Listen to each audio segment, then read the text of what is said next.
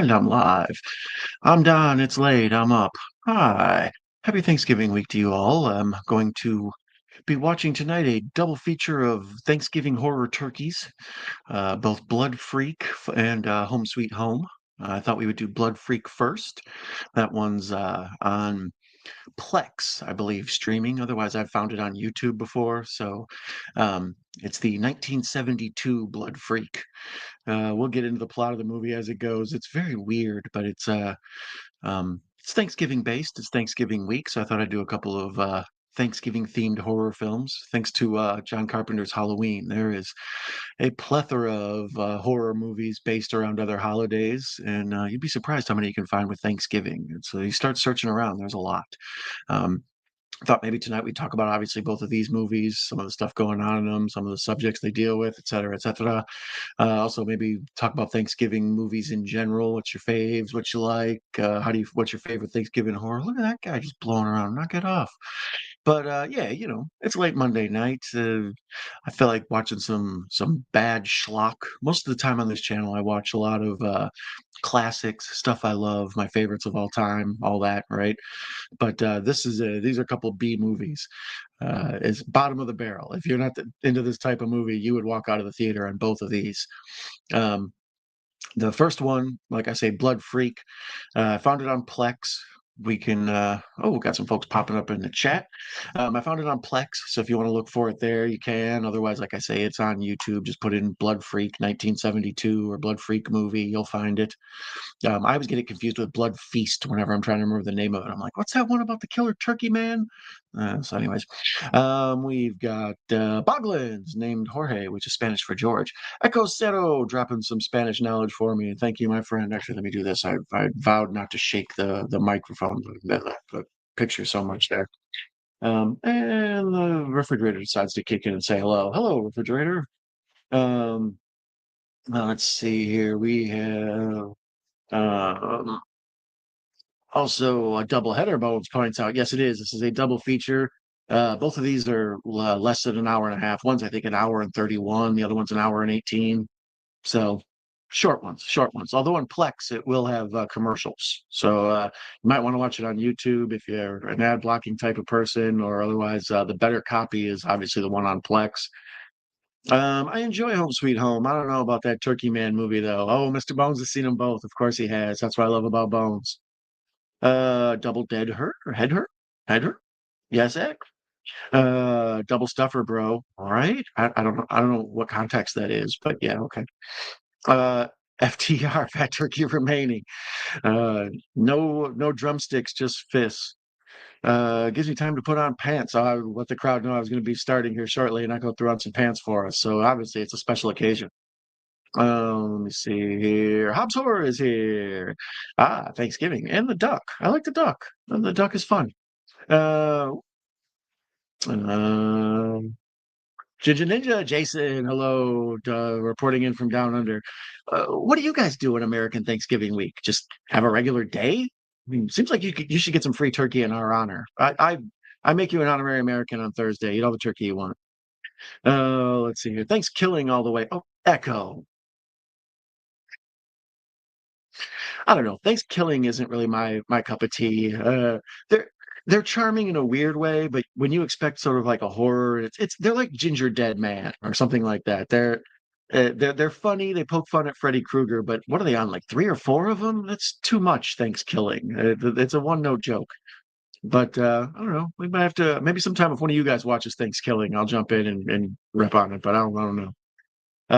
What a Thanksgiving, says the Australian chat. It's not cranberry sauce. Token. I got you. I read token and then said taken and then changed it back to token. You saw me work it out. Anthony Chabot is here. How are you, buddy? You're doing, by the way, I'm going to see Wicked Friday, and I had a bad day at work today. I'm up to 2,000 in my memoirs. Happy Thanksgiving, Donnie. Wow, that was a lot, and that was awesome, all of it. Sorry you had a bad day at work today. Get him again tomorrow, Tiger. It'll be all right. But I appreciate you're a champ and you overcame that emotional hardship to be here with us tonight. And congratulations on getting up to 2007. Last time I checked in, you were still in the 90s. So I let a little time pass and you cranked out some content. I appreciate that. Evil Bong versus Ginger Dead Man. I Evil Bong is fun to me. They it's kind of like a weird twist on Half Baked. So I enjoyed at least Evil Bong 1 and 2. I think somewhere around 2, I was like, that's enough Evil Bong for me. Ginger Dead Man is charming because of the Gary Busey thing. The fact that that gingerbread man looks like Gary Busey, I mean, it's kind of awesome. But in general, it's a different type of horror. It's schlock horror. Nobody watches Ginger Dead Man and goes to bed having nightmares. Hopefully not. Um, let's see here. As I said, I'll be watching this first feature tonight on Plex. Otherwise, you can find it on YouTube. Blood Freak 1972. I'm getting the Midnight Hour shirt next week and Action Jackson VHS. Oh, Action Jackson VHS. I like it. Action Jackson is a classic. See, Ginger knows. Ginger knows. Actually, Ginger, I made a bad joke about you at your expense earlier today, and I'm going to come clean on it. My friend Larry, the horror cat dad, at the horror cat dad on YouTube, frequent collaborator, awesome friend, wonderful person all around. Larry sent me a mashup of Metallica and Men at Work for I Come From a Land Down Under. And it was like a remix of the two together. And I was like, this kind of describes Ginger Ninja's essence. So you're in my heart always. Um, I'm almost up to 500 subs on my YouTube channel. That's awesome because I remember you, I think, didn't you start over or you have a couple? I know, I don't remember what the deal is. But at one point, I think maybe you wiped out your channel and started over again. So to be at 500 is pretty dang awesome, buddy. Good job. Yes. So okay, well that's good. It sounds like if folks are responding to me in the chat, then the audio is working. Um, other than that, let's see what a few things going on here. Ha, blame Larry. He sent me that too. Exactly. See what I mean? As soon as I saw it, I was like, I feel so much closer to Jason right now.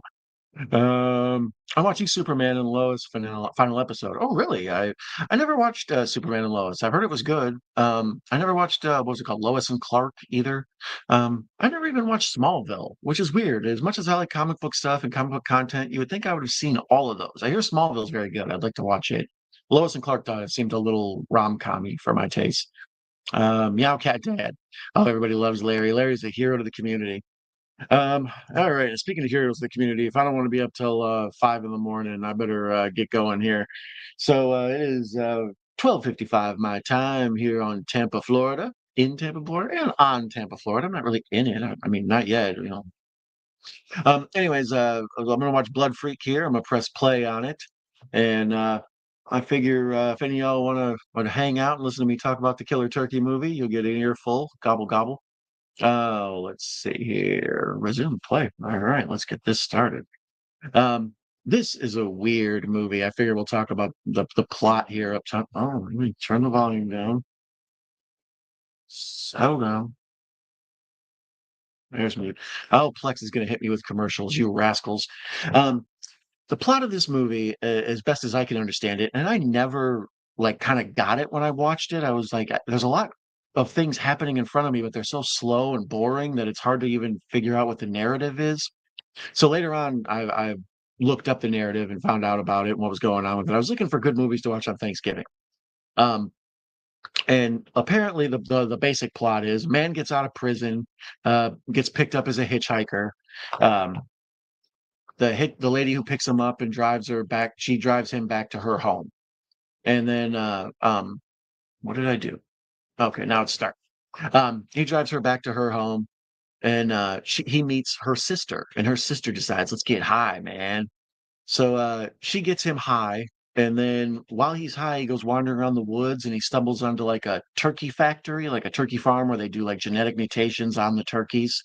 And they do genetic mutations on him. They turn him into a giant turkey man. But obviously, the little bit of pot he smoked, he's hooked on the reefer now. You know, one time, and he's a killer fiend for it. So the only way he can get his THC is to murder people and steal the blood from or the THC from their blood. So it's a giant turkey man stoner stumbling around. But it was made in what 72. So you know what I mean. The plotting and everything is very weird. I also think that this movie nobody else touches on this, but I feel that it's a parody. Like I mean, if you watch it, it's like a parody, but like the opening starts with a guy at a desk, like smoking a cigarette and explaining whatever. Da, da. That's the same way that Plan 9 from Outer Space opens. That's the same way from Reefer Madness opens. Like there was something about these sort of like I don't know, informative stories where a narrator comes on and explains. Da, da, da.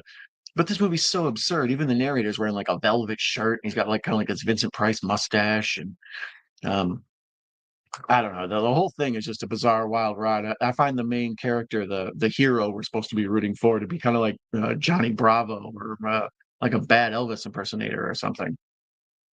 Oh, let's see what's going up with the chat here.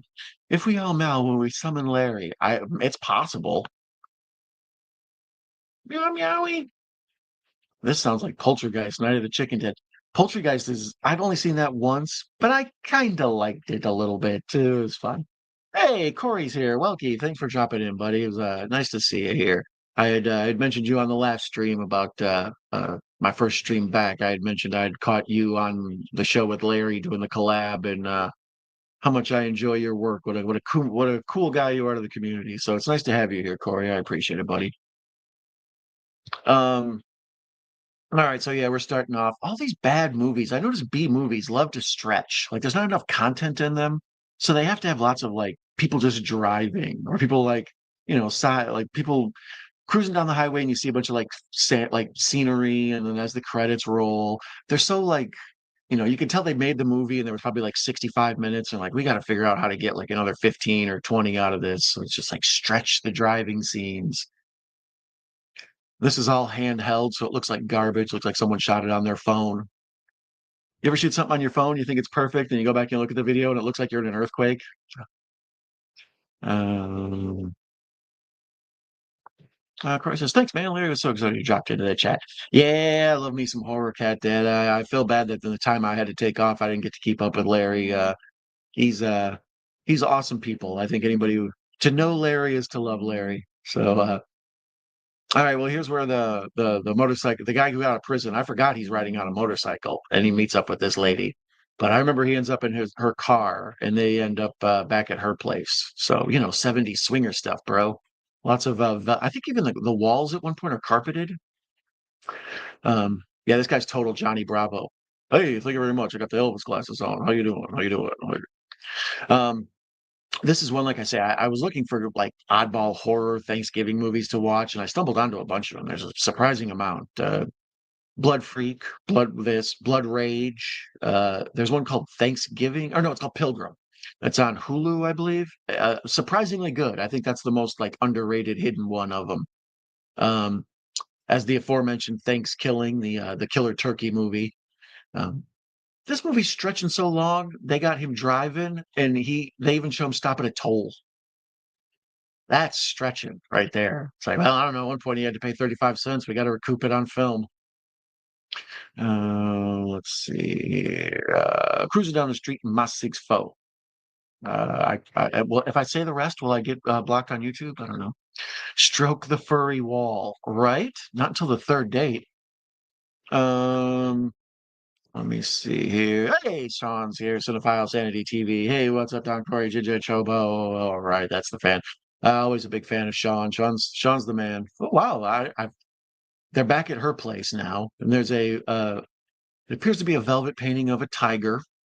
Um, got the white brick facade in the foyer, classic 1970s. Yellow door. Yellow door. When's the last time you saw a yellow door? This dude's hair is like perfect. I think all men should be required to have his hair. His hair looks like if Kurt Russell found free hairspray. Like he's just got these like wicked sideburns, kind of like Elvis, and you tell he's been in prison a little too long, mama. Let's see here. Sean, everybody loves Sean. Thanksgiving is a straight up turd. Thank you, Sean. Yeah, yeah. Thanksgiving one, I watched the first one and I'm like, I'm just not feeling this. It feels like a Adult Swim show or something, or like something Tim and Eric made or whatever. But by the time they made two and three and some of those others, I was like, I rather shocked that it got that far. So I think I tried watching maybe three. And once again, I was just like, no, Thanksgiving's not doing it for me, man. So I'm glad you have my back on this Thanksgiving thing. Uh, the counselor for those named not named Echo, Eric Craig Howard Oscar wrote that Thanksgiving is the greatest Thanksgiving movie ever. It's a good double feature with the Incredible Bulk or the Amazing Bulk. I'm sorry, I don't mean to disparage the Bulk's name. Hey, Texas Russell, who is no longer Russell, just Texas. How are you, my friend? Glad to see you. That avatar is dope. And that's new since well, you had it the other night when you were on the chat too, and I jumped out at me then. Is that AI, I take it, or have you taken up oil painting, or what is going on there? That is, I dig it. I dig it.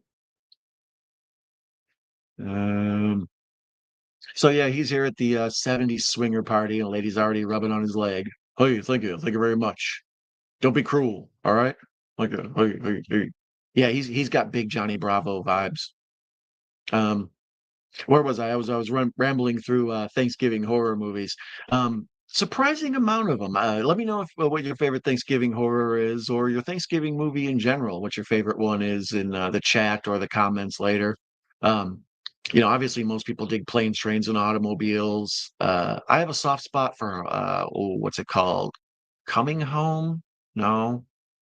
What's the name of it? The one with Holly Hunter and Robert Downey Jr. and all that or whatever. Um, that one they show around Thanksgiving time. You know what's an underrated Thanksgiving classic? A lot of people don't realize is North by Northwest, the Alfred Hitchcock classic with James Cagney. Jesus, Tom. See what happens when you do shows late with Cary Grant and that movie, they never mentioned Thanksgiving, but then at one point they show like a newspaper and somebody figured out the date, makes it Thanksgiving, the weekend. So the whole movie takes place over like the Thanksgiving weekend. Hidden secret about North by Northwest. Folks are saying hello to each other. Everybody loves them. Some Tex and some Sean. Well, I hear Curse of the Were-Wawa is up there with the amazing bulk. Speaking of curses and were-wawas and whatnot, our friend Professor Macabro did Blood Gobble, a parody trailer on his channel. So I would look up at Professor Macabro. He'll probably pop up here some point in the chat, or if somebody, one of the moderators wants to put a link to Macabro's page, or just a straight up link to Blood Gobble. That should be a Thanksgiving classic. Somebody somewhere needs to give my man some money so he can make that. Folks are saying hello to everyone. Bones is here. Oi. North by Northwest is great. Yeah, Wilkie's got a taste for the famous classics like me. Yeah, I love me some Hitchcock. I thought about watching that, and I was like, you know what? I do so many like popular movies and big movies. I don't dig into the cult stuff like I should as much. So these are two that go way under the radar. Not a lot of people even know about both of these. Of course, Echo does because he's a connoisseur of schlock. No offense, Echo. Um, As I was saying, the Blood Freak, though, it came out in 1972. Let's see what their description of is. It just back from Vietnam? I thought he got out of prison. What the hell? Herschel Steve Hawkes is at loose ends until one day he stops to help a beautiful Bible quoting angel to fix her car. She takes him home where he scapegrace sister. Wow, that's weird gibberish. Where he scapegrace sister Anne immediately piles him with drugs in order to seduce him. Instantly addicted, he needs money for his habit and takes a job at a turkey farm where he's instructed to eat some experimental lab grown turkeys. He does and goes on a hideous transformation. Um, Steve Hawkes, I believe, is both the director, the Elvis guy. I think he wrote this. So shout out to Steve Hawkes. Um, it is rated a 3.6 on IMDb, a 48% on Rotten Tomatoes. Letterbox 2.3 out of 5. So there's apparently an audience for Blood Freak out there. God bless them. There we go. Echo throws up a link from Macabro. Yeah, we love us some professor around here. I really get known for more than being the guy who watches just bad movies. But see, that's kind of your niche, though, Echo, because everybody's else is like, oh, I want to watch whatever Titanic or some big huge feature, and you're like, no, not tonight. I'm watching Things or um, Breeders 2, TMH for life. All of a sudden, I have a craving for turkey and cranberry sauce. Right? The Blood Grovel trailer. There it is. Thank you, Echo. Yeah, we once on the aforementioned Larry at the Horror Cat Dad. Um, he had was he and I were discussing Thanksgiving horror movies, and Professor kind of listened to our discussion about how many of them have the word blood in it, like Blood Rage and whatnot. And he made just a fabulous trailer, Blood Gobble.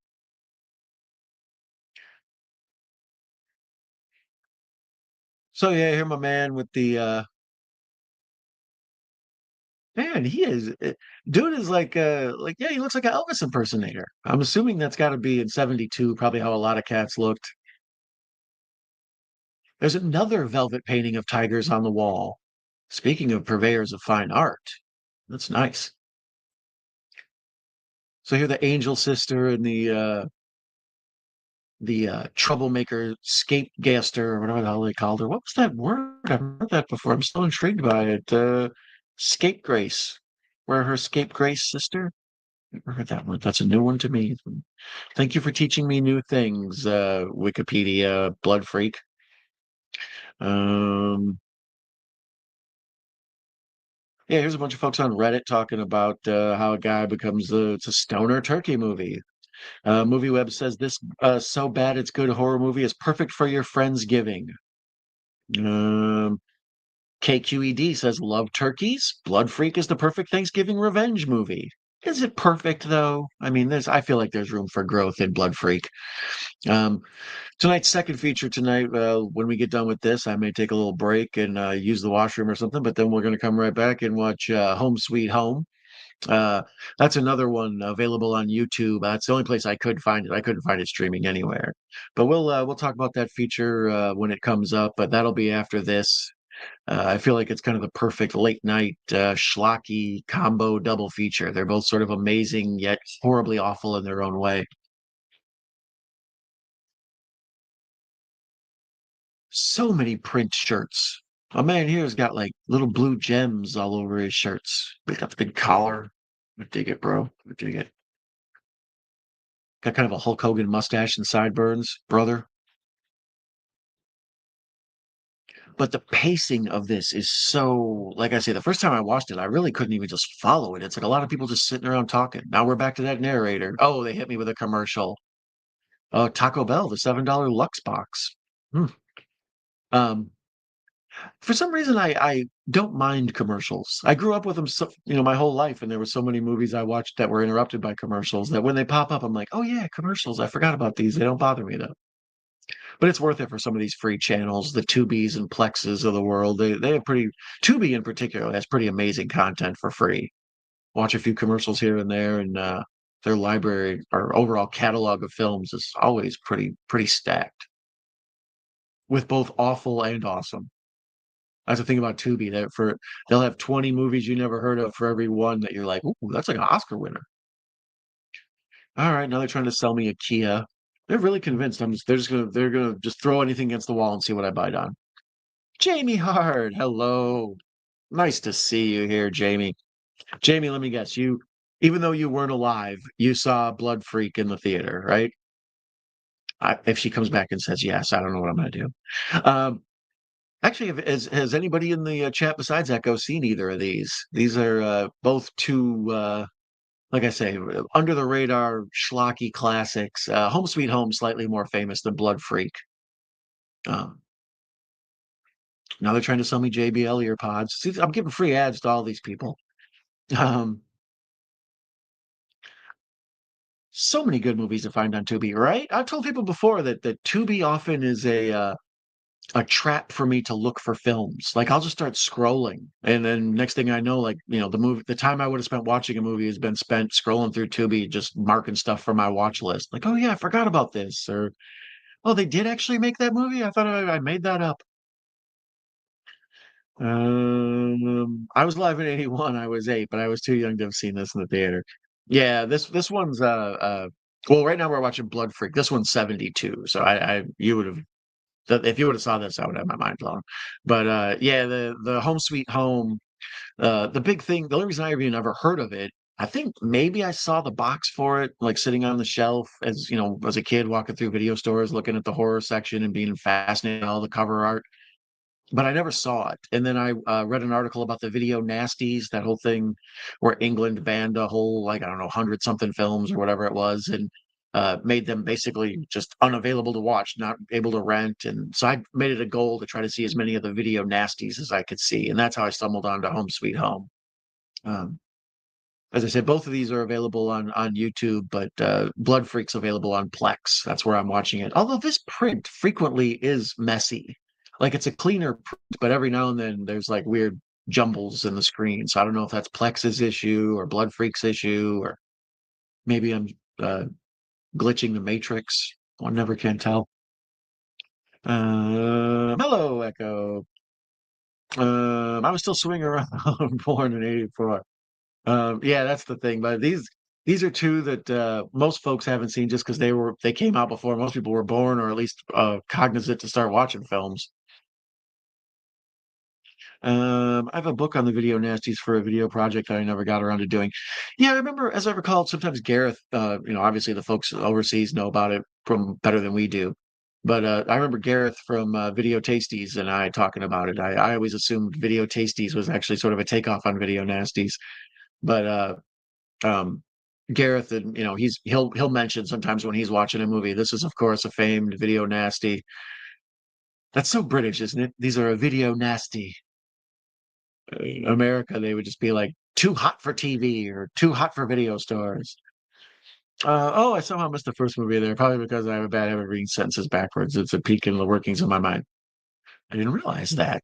Well, your mind seems to be working pretty good. So however you're doing it, keep doing it. It's working for you. So here now we've got yellow curtains, avocado green lamp, gold gold couch print with maroon flowers.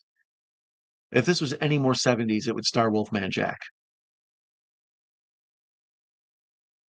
There's a man on here and he's wearing like a light blue work shirt, like maybe something an auto mechanic would wear, and then he's wearing just like blue slacks, like kind of dress pants. And then he has those like Vince Lombardi glasses, the like top horn rims, I think they are, but the bottom there's nothing, there's just glass. And and he's balding and has a little bit of a comb over. There was a whole era of men from like 1950 to like 1975 where that was just like a common guy. I remember being a little kid and seeing some of my dad's friends would look like that. Like, oh, he's got that same kind of like a grandpa look. I don't know how to describe it. Oh, don't fall into the trap of having a girl seduce you in the pool, Johnny Bravo. Next thing you know, you're going to be smoking the devil's lettuce and turn into a turkey man. Yeah, you heard me correctly. That's the plot of this movie. And the like special effects are absolutely awful. It looks basically like they just went and bought like a turkey head at a Halloween store, even though they didn't have Halloween stores back then. But and then he just wears his regular clothes underneath it. But he goes around murdering people. The camera work on this is atrocious. That's why I say I think it's a parody. Like I think they wanted to make a movie like Plan 9, or because around 72 is when midnight movies really started to like, get going in the theater. They would open the place up at midnight, let the stoners come in and just smoke in the theater. And, that's where Rocky Horror got its, start from as a midnight movie. Um, so I have a feeling this kind of fell into that category of just schlocky, weird stuff to watch at midnight, more to make fun of than to actually enjoy. Because the filmmaking in this is just so subpar on several accounts.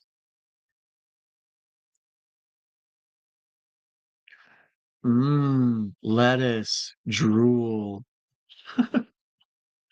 I never would have guessed you for a lettuce man. Oh, the devil's lettuce. That lettuce. Gotcha. I would have guessed you for that one, probably. Jason too cool. So what are you up to? Uh-oh. She opened up the Band-Aid container and pulled out a little yellow wiki stick there. This is where it all goes downhill for barrel-chested Johnny Bravo. Hey, Peggy Sue, where you get that there from? Let me try some of that. Thank you. Thank you very much. Puff puff pass. Puff puff pass. How you doing? Um, can we comment on 70s bathing suit slash lingerie styles? Very 70s. Yeah, yeah. She's got the like oh god, some of those James Bond girls often have bikinis like that too, with like the big briefs. Now on the bottom, the lower part of the bikini is there's nothing to the imagination, but here it's yeah, basically boxer shorts. Hey, pass me that over there, bro. Let me get that. Thank you very much. His sideburns alone must have taken like a year to grow. Those things.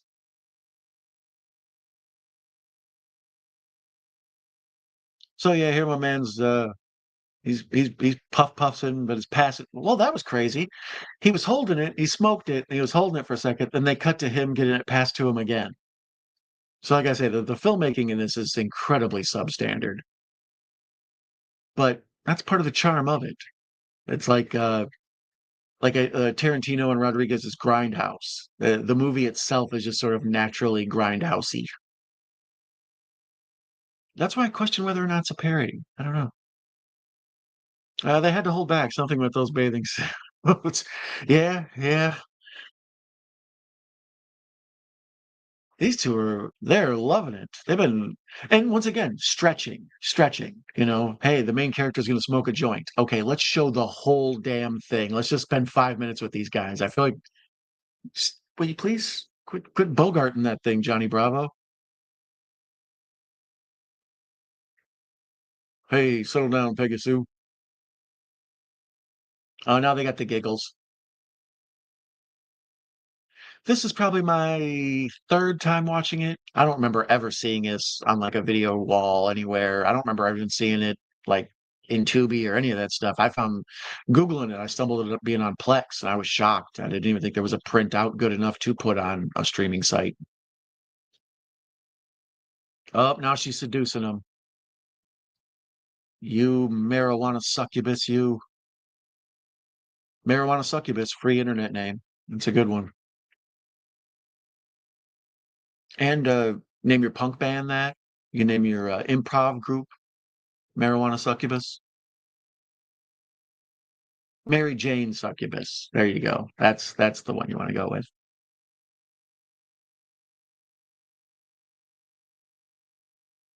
So these 2 go into the room and they fade to black, but then they cut back to her coming to him in bed.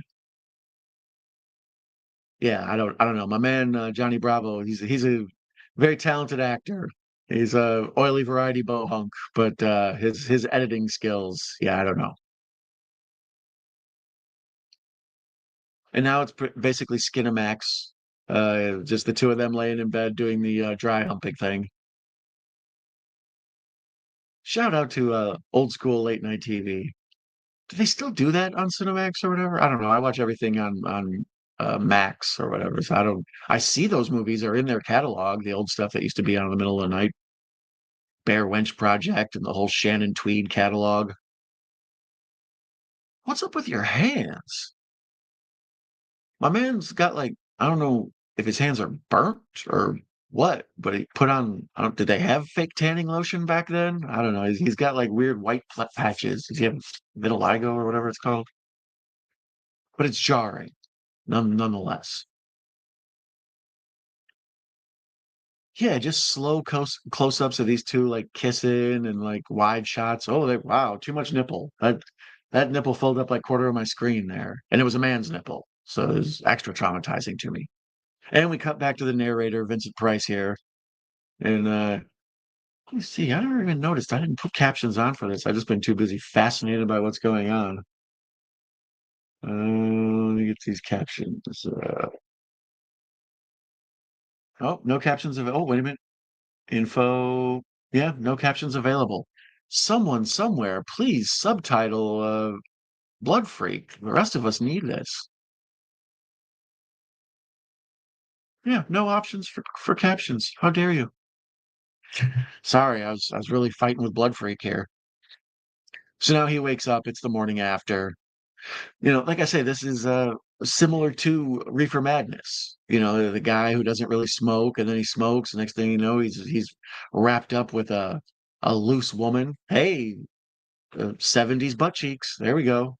Uh, So for those of you who like to keep track of nudity in movie, there was a giant man nipple and a woman's buttocks in the way background. So traumatized by a male nipple. That's hilarious, right? Well, it was so big, Jamie. Imagine if it was just like, I mean, bigger than your avatar, for sure. Bigger than your avatar. It was just so much nipple. I don't know. Is that like Red Shoe Diaries? Exactly. Middle of the night content is the Emmanuel series, the entire Emmanuel series, obviously. 70s buttocks, right? Because back then, they tried to make them, they weren't gonna show butts unless they were, like, small and tight, and then after a while, people realized, "No, people like butts of all varieties, just give me some ass. Just go ahead and throw it up on the screen, man."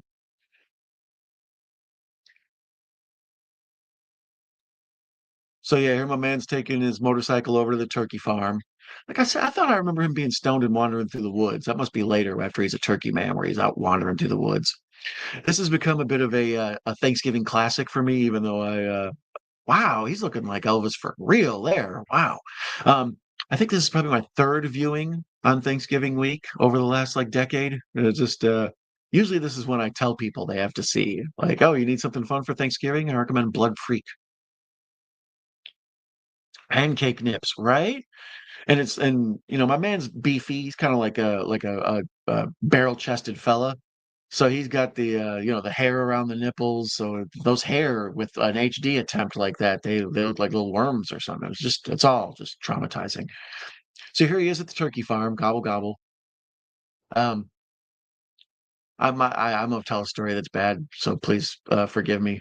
Um, I used to live in Michigan, and there would be one time I remember I worked nights and I was sleeping in the morning one day trying to catch up on sleep, and I kept hearing these crazy noises out the window.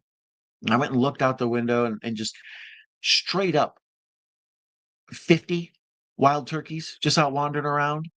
Wild turkeys are like dark and brown and kind of ugly, and their turkey beards are like real, like wispy and whatever. These turkeys they're showing here, these are pretty white ones. I'm assuming these are the kind for that end up with us for Thanksgiving. But yeah, these are fluffy and delicious looking. These ones were all just monsters, and they were everywhere, and they filled up my whole backyard, and they were walking around through my yard, the neighbor's yard, and everything. And it occurred to me to go outside and kick a turkey like a kickball and catch my own Thanksgiving dinner. Not shoot it, kill it with an Adidas. You know what I mean? Because I imagined if I kicked a turkey, they would start banging into the other turkeys and it would turn into this turkey mayhem kind of thing. So uh, I never did it because animal cruelty is wrong. But at the same time, yeah, I really had an urge in me to kick a turkey. They just look so beach bally. I don't know what to tell you.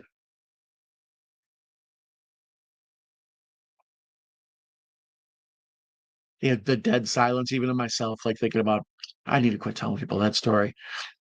And my man's here at the turkey farm, and he's met some pretty scientisty looking guys. You can always tell scientists because they have white lab coat, glasses, one heavy set dude. That's always the science people in the movie. When Gremlins has the audacity to have the school science teacher or whatever be a black guy, it's like, "Oh, really setting trends and trying something new here. I appreciate that, Gremlins. Being diverse." But no, this guy's classic scientist. His glasses are, mm, 3 Coke bottles deep, maybe? I don't know. We never got that over here for a long time. We had to hire that out on VHS. What, the Emmanuels probably? Insert grumpy old man meme. I have laughed at that that whole movie talk. I may have laughed at that. Yeah, see, that's what I mean. It's wrong because it's like, well, I'm not trying to just go out and kick animals. What the hell's wrong with you? But at the same time, just those big round fuckers, and they were just being so annoying, and they were traveling on that huge pack. I was like, you know, kind of turned into like pinball or croquet or something. You kick one, and they start banging into each other, and then it becomes turkey mayhem. Somehow, this man works at a turkey farm, but his hair is perfectly coiffed. Like, it seems like a rough day on the turkey farm where you would lose the body and volume of your hair. The luster and shine just isn't gonna be what it should be. It's because I use, Pantene, brother. Thank you very much. Turkey pinball, right? I see loads of turkeys, man, when they're fast little buggers. I'm talking like 30 to 40 at a time. They see human, they freak out. That's what I mean. That's what caught me off guard. I was like, if I saw a turkey walking down the street, I'd be like, "Oh, hey, turkey, wild turkey, cool, that's crazy." But the fact that they traveled in like a giant, I don't know, what's a herd of turkey called? A gobble? I don't know. But anyways, they're traveling in a big pack of turkeys and they just, yeah, they take over the place. There's, like you say, 30, 40 at a time. They're everywhere. And I didn't know they were around me. So to open up a window and just see turkeys, it was very surreal and confusing. It's like, am I dreaming? Someone end this cursed turkey dream. All right, now Plex is hitting me with another ad, some sort of pill. Boy, the pills are got to be what, like at least 33% of all commercials these days. Here, take Fingerdoid. Do you have weird fingers? Fingerdoid will fix your weird fingers within a week. Do your friends think they're too skinny and creepy or too fat and chubby like sausages? Take Fingerdoid. And then some like 80s song will play and people will be all happy with whatever the hell they're doing. My fingers, they're normal again. Fingerdoid, you fixed it. A gaggle of turkeys. I think you're totally right. I think that is correct. I like gobble better, but yeah, gaggle. I think that is correct.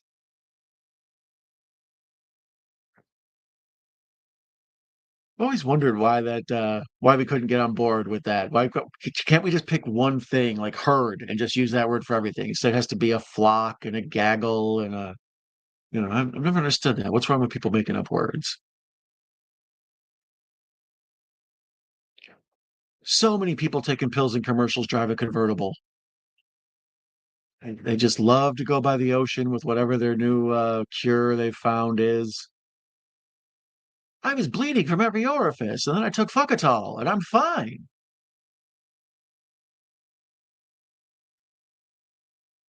And now they're hitting me with White Claw. Hey, that's offensive. All right. Rather than shout out these brands that aren't paying me, I would like to shout out everybody in the chat. So far, everybody who's popped in, as per usual, all people that I approve of their content. I encourage you to check them out. Go to their pages, see what they're all about.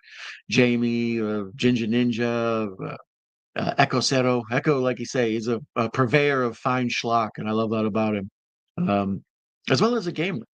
Sean Cinephile Sanity. He does very similar to what I do, but with a different twist. He's got a cast of crew with him, Russell and Juno. My man Corey's always he's very level-headed. Out of all of us, Corey is maybe the best host. Corey is a good host. Wilkie, I appreciate him. Very very calming presence as he talks about things, gives thoughtful insight. Um, Chabot, if you're not familiar with Chabot, Chabot's a trip. Uh, Chabot's always up to something. And of course, Horror Cat Dad. Love me some Larry. Oh, my man is freaking out. So he's back from the turkey farm and he's having turkey fits. And not the tryptophan kind. Oh no. And then Mary Jane seductress comes stumbling in and she's like, "What's the matter, Johnny Bravo?" He's like, "Hey, thank you. You seen the size of my chest? It's ridiculous. It's bigger than a futon."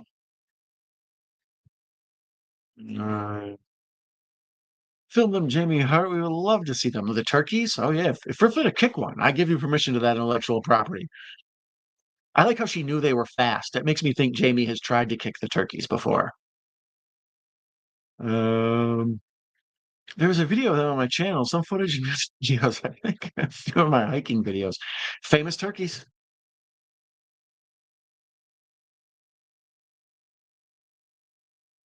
They have like 9 different prints in this shot. There's leopard print.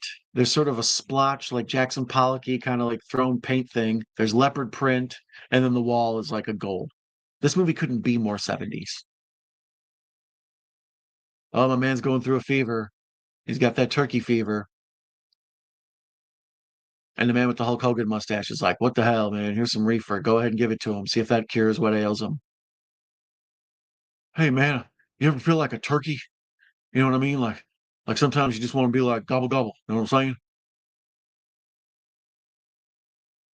Gobble gobble very much. Wow, yeah, that's total reefer madness right there. The way he's smoking on that joint, that feels almost like a tribute. See, I think this movie is often mistaken for just bad film, and it's intentionally bad. Although I frequently assume that about movies, because who would go to the time and trouble and money to make a film that was this poorly made that a child could make with their phone? But the world's a crazy place. You throw good cover art on some schlock, and you're ready to roll. Once again, he's got the wild hands while he's smoking the joint. Yeah, that looks like, I don't know, vitiligo or whatever it's called, or burns or something. My man's got some crazy hands. Jamie says, I never chase the turkeys. I usually try to stay still so I can get photos, but I know they're fast because when they notice me, they run. Yeah. Would you say they hightail it? Never mind. Pretend I didn't say that. Um, so Johnny Bravo seems to be getting his wits back about him. Let me see what Johnny Bravo's real. And as best as I can tell, there's no one I've ever heard of in this film. They remade it apparently in 2020. Let's see. Daniel Boyd, Tim Gross, a dim-witted biker has turned into a drug-addicted turkey monster in this remake of the classic '72 anti-drug film. Um, it is a 5.3 with only 18 ratings. So apparently not a lot of folks have watched the Blood Freak remake. Why? It's a classic.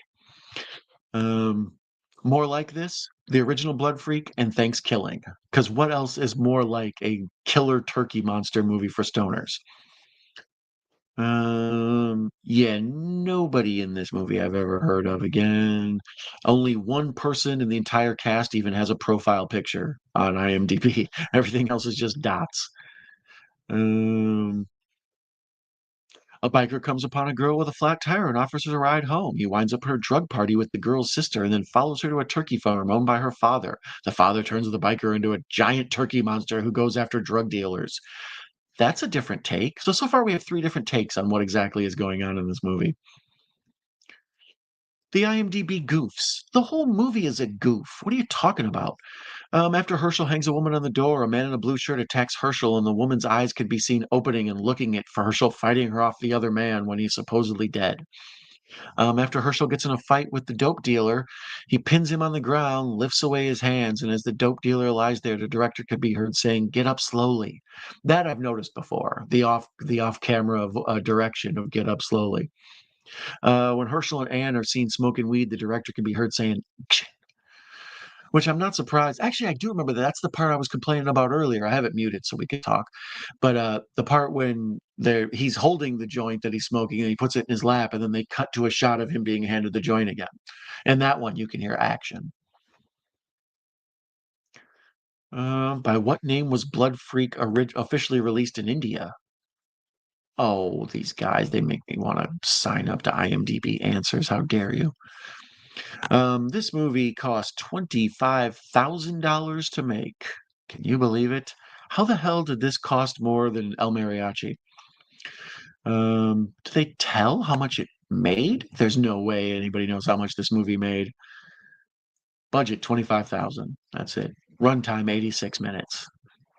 No one in this movie is known of. Reception. Dennis Schwartz from Oz's World Reviews gave this a C plus. How dare Dennis? Everything about this movie is Ed Wood bad, from the acting, the screenplay, and the production values. It's so bad film that it demands to be seen by those who call themselves weird film addicts, or those who just have a perverse need to see a film that's so unbelievable it must be seen to be believed.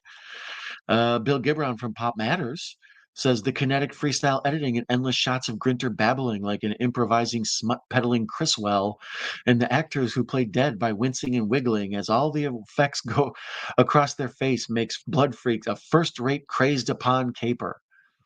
All right.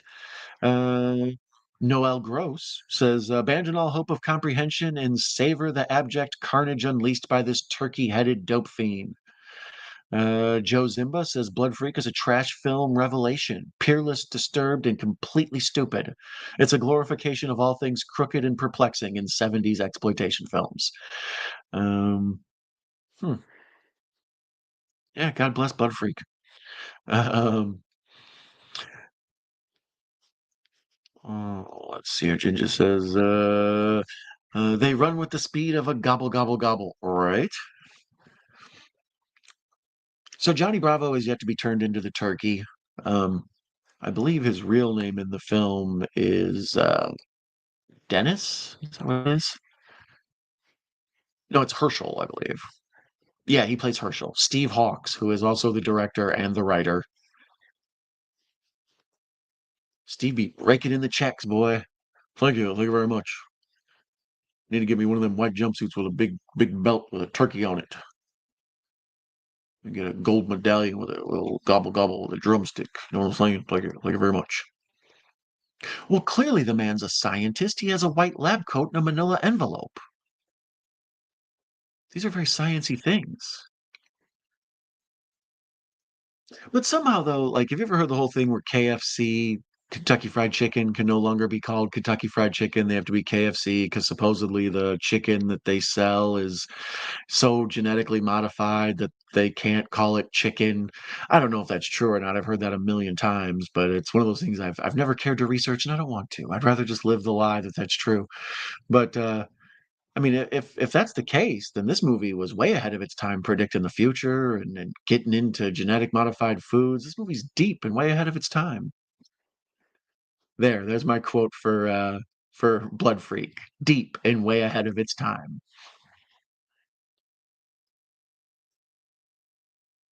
Scientist found Johnny Bravo in the backyard flopping around having convulsions, and he went over and put his ear to his chest because he's a medical doctor. That's enough. And there's my man again, 1948 through 75 guy, comb over, horn rim glasses. He comes with a can of Budweiser as an accessory, the kind you have to open with a can opener.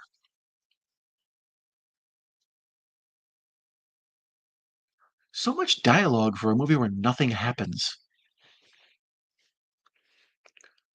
The scientist's friend, who doesn't do anything except just stand there with chubby cheeks and big sideburns, he deserves an Academy Award. Oh, they hit me with a commercial. Damn you, Plex.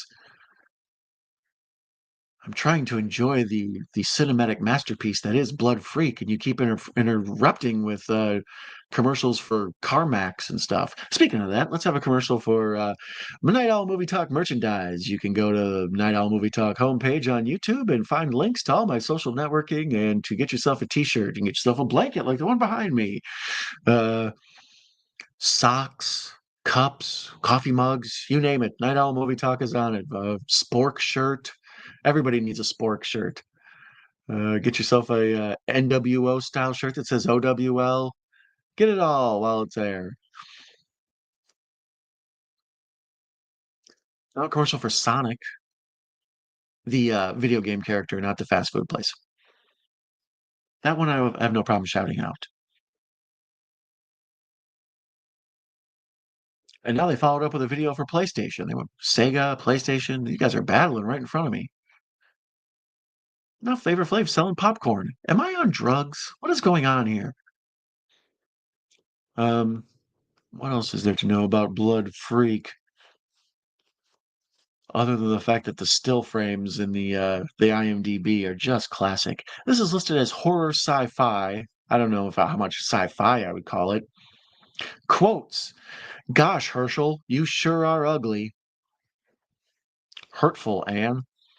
In 1975, the film was re-edited to secure an R rating from the MPA. It was originally an X. I'm assuming because of those 70s butt cheeks, probably. Hmm. But nonetheless, the film overcame. Connections featured an extra weird 2003. One of the user reviews says this is cult defined. So if you're a fan of cult film, apparently this user thinks that you're slacking if you haven't seen Blood Freak. Um, it's also known as Fenómenos Sangrientos. Fenómenos. Sure. This was put out by the Samson Motion Picture Company. Not familiar with their work. Oh, it's got that good mono audio mix, shot in a 1.85 aspect ratio. Why? Why? Well, this movie should have been 4:3, no matter, just on principle. Like, there's no reason to make this like widescreen. The version I'm watching is 4:3. What are they talking about? Here's another guy who's very 70s. He's got a big ridiculous pipe that they're smoking out of while they try to figure out how to handle this Turkey Man debacle they've got themselves into. And my man looks like a bassist for the um, ELO. Yeah, sure. Uh, or how about Three Dog Night? Yeah, he looks like a member of Three Dog Night, I would say. Three too many dogs for a night, or just the right amount? Discuss amongst yourselves. So now the scientist man and his sidekick are discussing something or other. They look very interested. Man, how do you suppose we can turn a guy into a turkey? I have an idea. Hold on. Will they ever do a 4K release of this masterpiece? It's a fine question. It seems as if they should have already, but let's see, Amazon special edition, maybe. Uh, no, just 1080p, DVD, 1999. Um, they recommend it with I Drink Your Blood, Terrifier, Horror Hotel, Alucarda. Shout out to our buddy Alucard, and After Dark Horror Fest, Dark Ride. Hmm. So I guess if you need other comparisons to this film, those are the ones they would go with. I'd say it's akin to, probably Thanksgiving. Like I say, it's goofy and weird and ridiculous, and by the time the Turkey Man shows up, you're kind of like, what is going on now? Now they're stretching by showing someone walking around in the dark, and the scene is shot in the dark. Uh, if that's not first time filmmaking for you right there, wait a minute, I actually need light to make a movie? That's unreasonable. I Drink Your Blood is actually a trip. Yeah, I've seen I Drink Your Blood. Same with Blood Feast. I often get it confused. Uh, I Drink Your Blood. I'm trying to remember. Was that the one that Troma bought and re-released? Why, I always forget. Oh my goodness. To get 70s even more, they show us a woman laying on a bed that's got like a cheetah print, uh, uh, what do you call it, a comforter on it. But then when she moved, you can tell it's a waterbed. Be careful, man. You can't kill somebody on a waterbed. The floor damage alone. I don't think insurance covers that.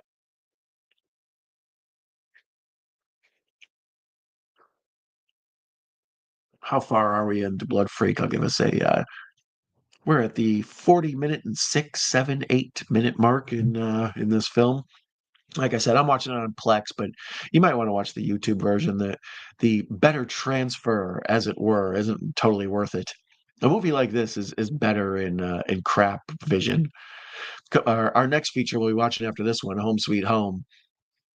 That one is only available on YouTube. It's the only place I can find it. I'm sure if you live in another country, it's probably available on some channel. But um, I believe they maybe had it on Tubi for a while, but it isn't, which doesn't make sense because it's a Thanksgiving movie. Why wouldn't you have it now? But the YouTube version is a terrible cut. Like it's real blocky, and anytime it gets dark, there's kind of like pixels in the screen and stuff. A lot of it blurry, but somehow it works for that film. Watching that film in a good print would almost feel wrong. The sound effects alone are amazing. Chuck on some headphones and it's amazing. With that mono, I bet. Or I are you talking about I Drink Your Blood? Um,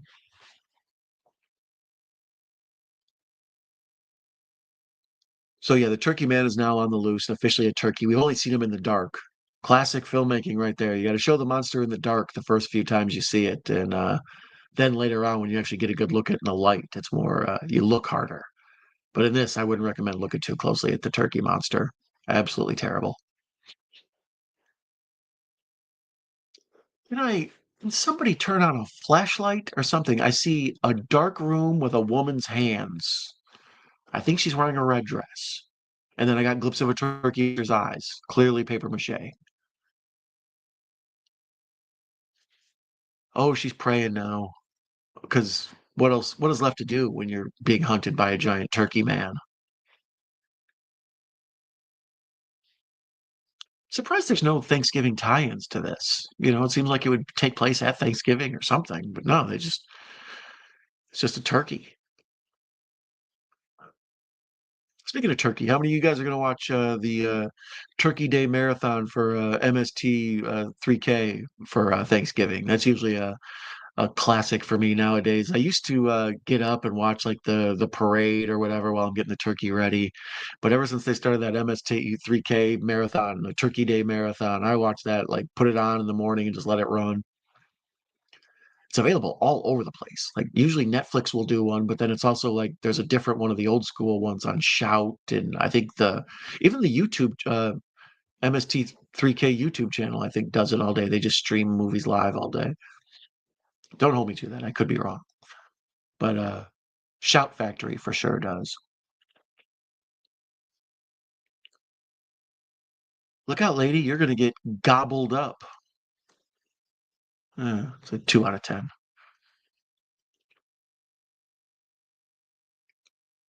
Run, Mary Jane Succubus, run. Now it's just a straight black screen. Just theater of the mind. And now a radio play. What are you doing to me, blood freak? It's almost like this movie's made incompetently. Oh, that's right. How you gonna have a black screen and then have dust on the like sometimes you'll see those little white specks on a film, like where dust got on the lens or whatever, or sometimes the film wasn't kept clean. But just put a black title card up. Why even run black film? That's substandard filmmaking, is what that is. So now she's got a dark green phone to match her um, turquoise ring. This movie takes every opportunity to be 70s as possible. Blue eyeshadow. Why don't you just hang a disco ball up? I would watch the Blood Freak disco dance. That would be seems like the appropriate direction this movie should head. Someone take that turkey to Funky Town. Now we're back to the narrator, this Vincent Price looking mug. But he's got like the Superman spit curl in front. And now they cut away from him back to the turkey monster.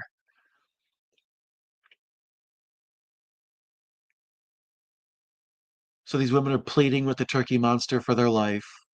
You can't reason with a giant blood crazed turkey. Are you mad? There, use that as a quote on the front of the box, too. Don, Night Owl Movie Talk. You can't reason with a blood crazed turkey. Are you mad?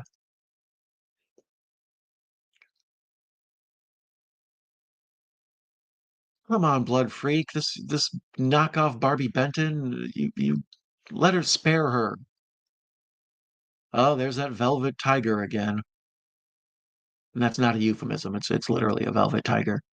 Oh, Three Dog Night is back. Oh, and he brought two of the other dogs. Oh, my man's got suspenders on. I think that's the drug dealer that gets killed later. He's got a 70s wispy mustache and Mork from Ork's suspenders on. He's looking for trouble.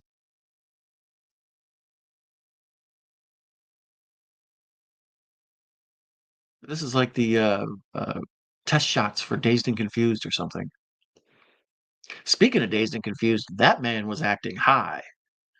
Like Cheech and Chong always talk about how in their movies they're completely sober. Like they don't. People always think Cheech and Chong must be stoned when they make their movies, but they've talked about how they make sure to be sober because a lot of times they're directing and they're the on-set writers and things. So they wait till after they're done shooting to get high. But that my man right there was clearly gone in his scenes. It's like, Chad, just go stand in front of the camera. Hey man, okay. But after this, we're gonna go to the roller disco, right? Oh snap! Blood Freak showed up and it's on. And here we go. The slow meandering. This is what I remember about this movie the most. Just like, let's stretch for time. Have old buddy put on the turkey mask and walk around in the woods. We need 5 more minutes in this movie. Just start walking. Speaking of, we need 5 more minutes of this movie. Just keep walking. Have any of you seen In a Violent Nature? That's a movie's got some walking, Jack. I mean, I understand it's supposed to be like a video game and it feels like a video game when you watch it, but it's just hella walking. Like here we are walking over the shoulder of old buddy, traipsing through the woods. Violent Nature stole from Blood Freak. I'm starting that internet rumor right now.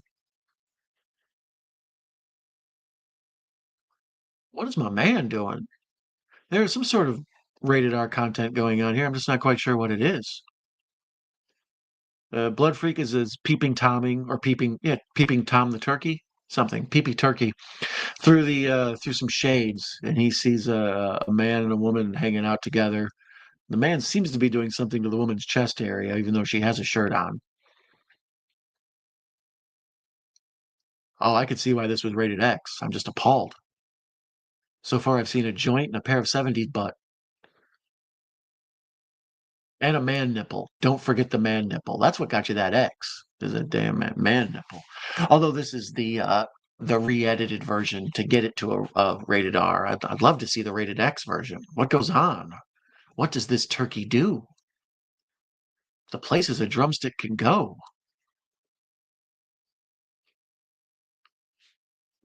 Um, it's the Lord of the Rings of horror. A lot of walking. Yeah, exactly. So much walking. This and in a violent nature.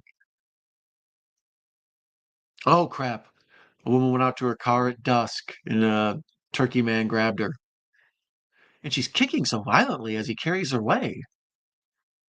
It's hard to believe that she wasn't able to wiggle free. But become he's like Spider-Man. He has the strength of a turkey now, and he has all the attributes of a turkey. He can not fly. He's a bit portly. He's got a good beard.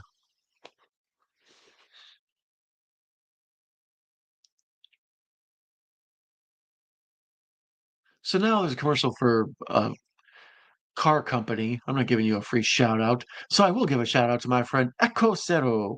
Echo often joins me on these chats, and I end up with him in chats on Mr. Bones' channel. Shout out to Mr. Bones. Um, but Echo is a valued member of the community, and he always makes me laugh. I enjoy Echo. The other day, Echo just out of nowhere struck up a conversation with me about the wonder of Jim Henson. No one else brings that to my life. And for the record, if you contact me with stuff like that, I will talk with you. Yes, I would love to have a conversation about Jim Henson. Go ahead, good Kermit knowledge. Drop some on me. So now we have another damn commercial. When Plex hits you with the commercials, they hit you with the commercials. Like each one's like 140 seconds or whatever. Like good old 2 minute. Well, what was the old 2 and 2? Is that what Chuck Woolery used to say? We'll be back in 2 and 2. So longer than a standard commercial. How dare you, Plex? Portly, good beard, right? That's what I'm saying. But you're in danger of being kicked when you're a giant turkey monster like that. But I imagine you have a lot of friends traveling a big gaggle. Look at me calling back my Jamie's. Are you describing me? Right? That's what I'm saying. That's why I feel connected to this turkey man all of a sudden. Stuffed. So many commercials. All right. I just want to watch a killer turkey monster. I'm surprised Taco Bell doesn't have some sort of. Why don't any of the fast food places have like a turkey something or other around Thanksgiving time? Seems like a natural fit. Turkey tacos, turkey pizza, McDonald's turkey burger, or is that too anti-red meat for them? I don't know. I don't know. They do make a, chicken Big Mac now, though. I've been interested in trying. Not to give McDonald's a free shout out, but it intrigues me. So now we're back to the damn woods, taking forever. This movie stretches. Whew. So now here's just shots of palm fronds blowing in the wind. Oh boy. And there's Turkey Man's head. He's gobbling away. Two of Three Dog Night are in so much trouble. They're just sitting around in flip flops and tie dye shirts, not knowing what's coming from them. Knock off Barbie Benton's like, I'm gonna miss you two when you get killed by the Turkey Man.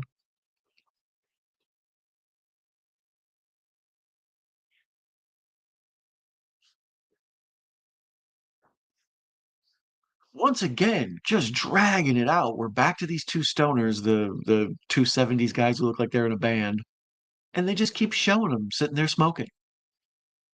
Yeah, I think this is all like contrived. It's a movie intended to be watched by high people to giggle at. I don't think it was intended to actually have an important narrative.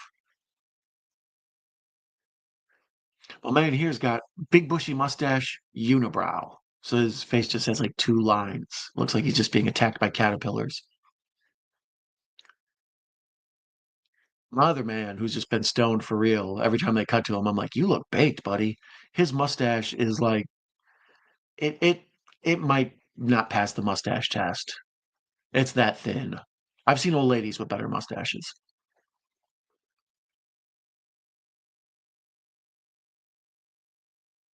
Why are you guys sitting around waxing poetic? There's a giant turkey monster on the loose. Why don't you get some cranberry sauce and mashed potatoes and prepare to do battle?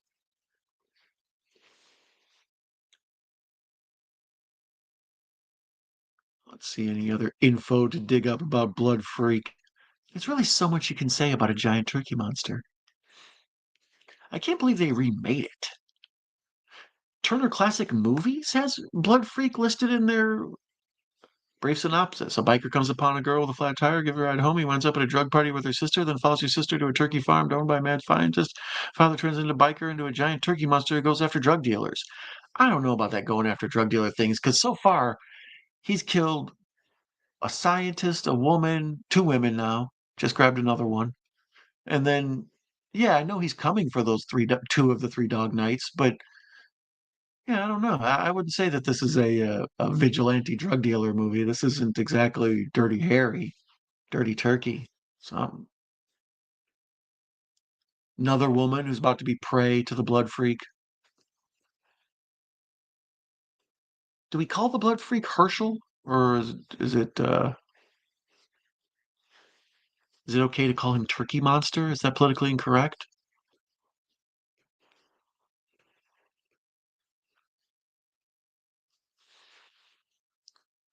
So here's the part I remember, the bloodiest part of the movie. He uh he grabs this woman and he ties her to a ladder and hangs her upside down. And then I believe he what, slits her throat? And they keep shutting, oh dear Lord. And they keep cutting to reaction shots of the other woman who just came walking up. And when they get a brief shot of where he cuts her throat, you can see it's like the most Crayola red, like it's clearly like a little bit of a squirt bottle right by her neck that they cut away from real fast. Absolutely terrible. Yet somehow amazing.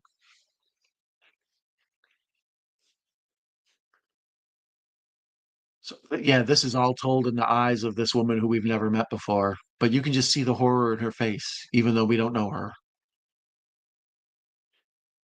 Oh, hey, 59 Survivor of VHS. Nice to see you here. Been too long, Don. Howdy. Glad to see y'all in action. No, thank you, sir. I appreciate the Survivor of VH being here.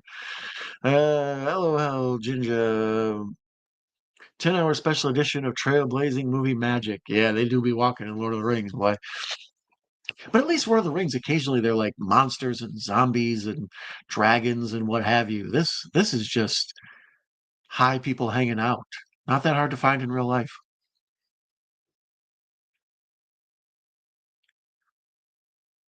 So much exposition by these people saying nothing. A whole lot of exposition about nothing. I've not seen Blood Freak, but I'm all good with some spoilers. All right, good deal. Yeah, I don't think I want to hurt you too much. Actually, you're into cryptids and stuff. You might dig Blood Freak. It's about a giant turkey man. As soon as I saw it, I immediately thought of the Dog Man, except he's a turkey, and so's this movie. Oh no, you guys are in big trouble. So here we cut to a couple of rednecks getting ready to do some heroin, and the one lady's wearing an American flag like jumpsuit, and then her man once again looks like that classic man that only existed from 1948 through 1975. A few of my friends' dads kind of looked like that when I was a kid. I think they must have been holdovers. Polyester shirt, big sideburns, comb over, 5 o'clock shadow. Basically Homer Simpson, except alive. Turkey man, LOL, we have a giant owl man in Oklahoma. Nice. Yeah, there's the lizard man, I'm sure you know of, and there's the Mothman. So I'm pretty sure if you're any animal, you can be merged with a man and just become that animal. Once again, slow walking turkey man. But I like his eyes. His eyes are like these bug-eyed kind of circles, and they're painted in like a reflective red. So they're dead eyes. Dead like a doll's eyes. Oh no, he captured American flag jumpsuit lady and he's cut her throat with the magical spilling red marker again. Oh, it got in her eyes. And you can see him like trying to get the blood off. It's- oh, now he's drinking the blood. He's getting handsfuls of it and trying to soak it up. Well, she's got that run. She's been chasing the dragon. He's moving up in the world. The pot was just a gateway drug to his turkey drug habit. So much tryptophan. Oh my God, that turkey mask. Okay, this is the first time we've seen it in real good light. Okay, there's the part they're talking about where the woman's hanging upside down and you can see her eyes wiggling and she's kind of smiling. Yeah, and what's the old expression? Such a bad actor she can't even play dead. And there's a completely black screen with a shot of just a little bit of a tree. Or are we going to stretch this movie 20 minutes? I have an idea, baby. Hold on. Take the camera out for a day and get some footage of me driving, get some footage of some woods. Call it a day. Thank you. So now an old man walks up on the woman who's upside down and had her throat slit, and he kind of looks at her and he's like, "What is going on?" And then the turkey man just pounces on him and attacks him. So yeah, this clearly isn't just killing drug dealers unless everybody in this movie is secretly a drug dealer. Maybe that's the metaphor. Maybe we're all drug dealers.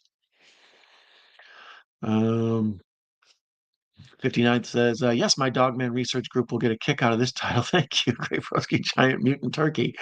I'm sure there are reports of such a thing. There must be. Just read up on this IMDb and saw the mask. Oh man, bad monster costumes. I've been tracking down Demon Hunter on VHS 1965. The monster in that is confusing. Yeah, that's the thing. Prior to this, like prior to the 80s, really, late 70s is when they started to get their act together with special effects. Prior to that, almost every monster in a movie is sort of like, let me get a good laugh out of this guy. By about the late 80s, so many people film had been around long enough, and so many people had grown up watching movies like that they figured out how to do special effects right. The Tom Savinis and Nicoteros of the world come along. But before that, everything is just rubber, garbage, paper mache.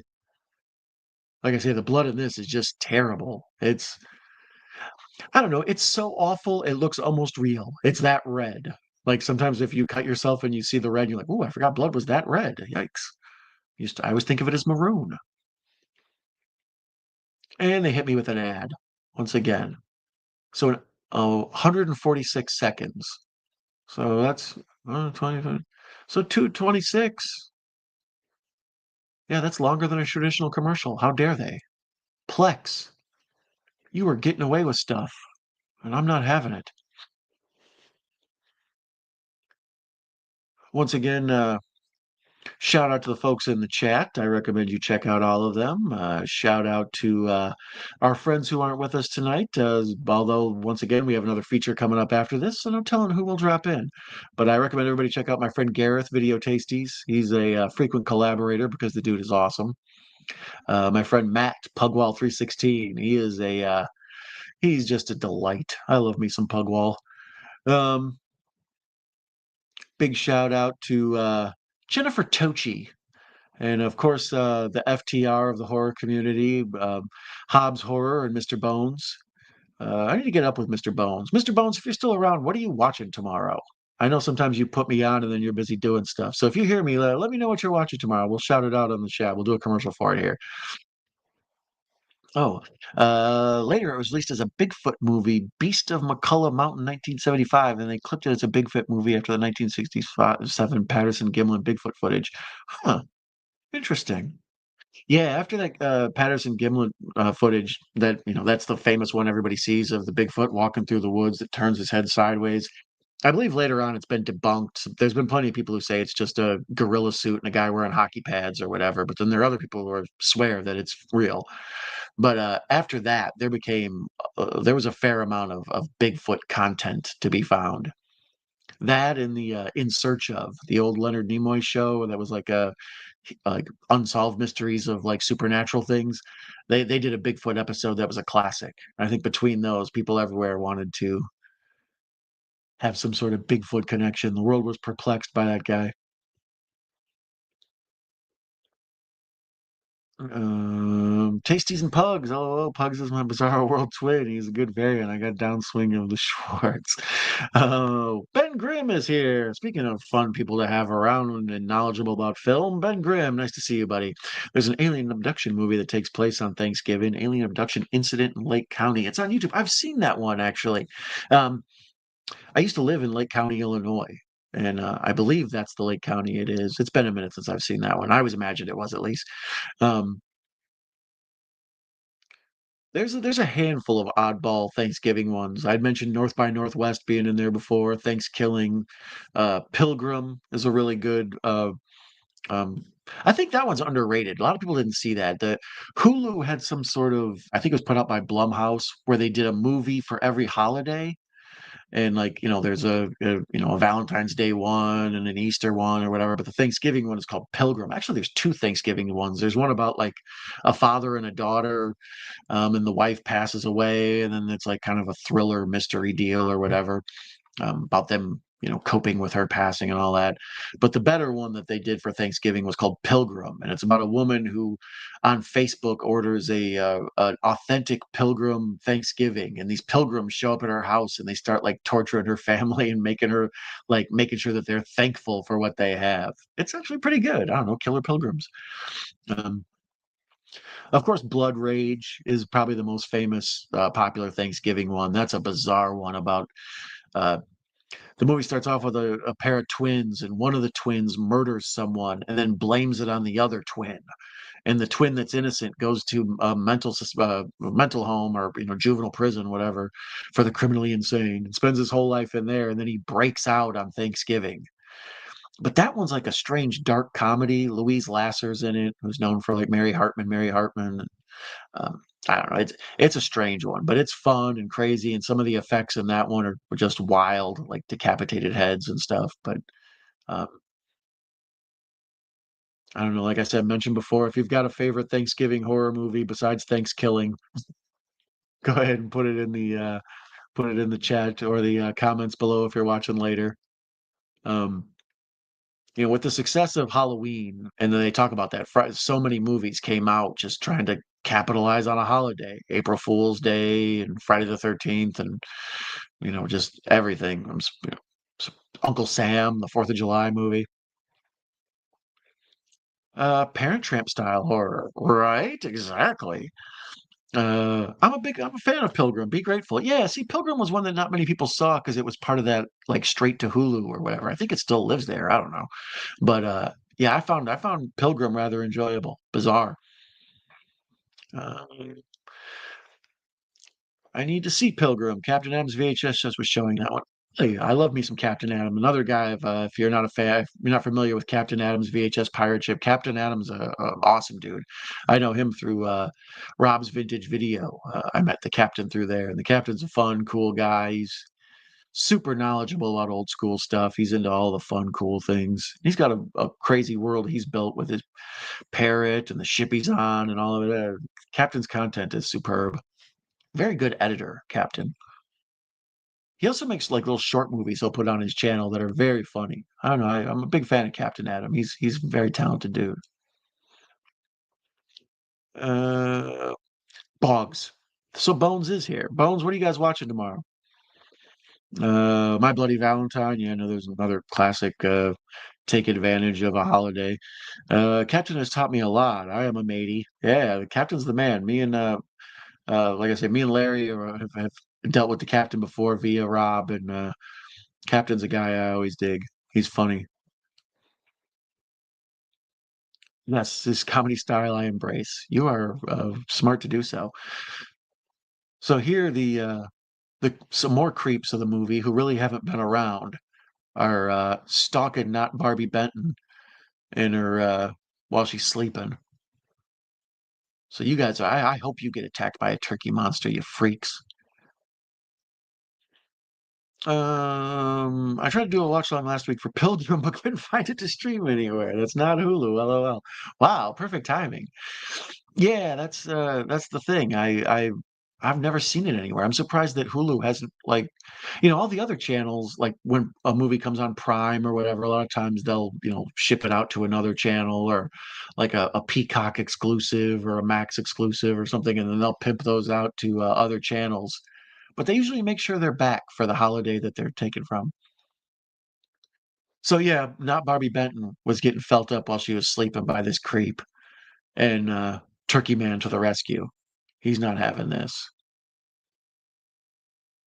There will be no SA going on, no perverse assault in this line of the town while Turkey Man's on the loose. He's more of a superhero at this point, really, if he's killing drug dealers and sex pests.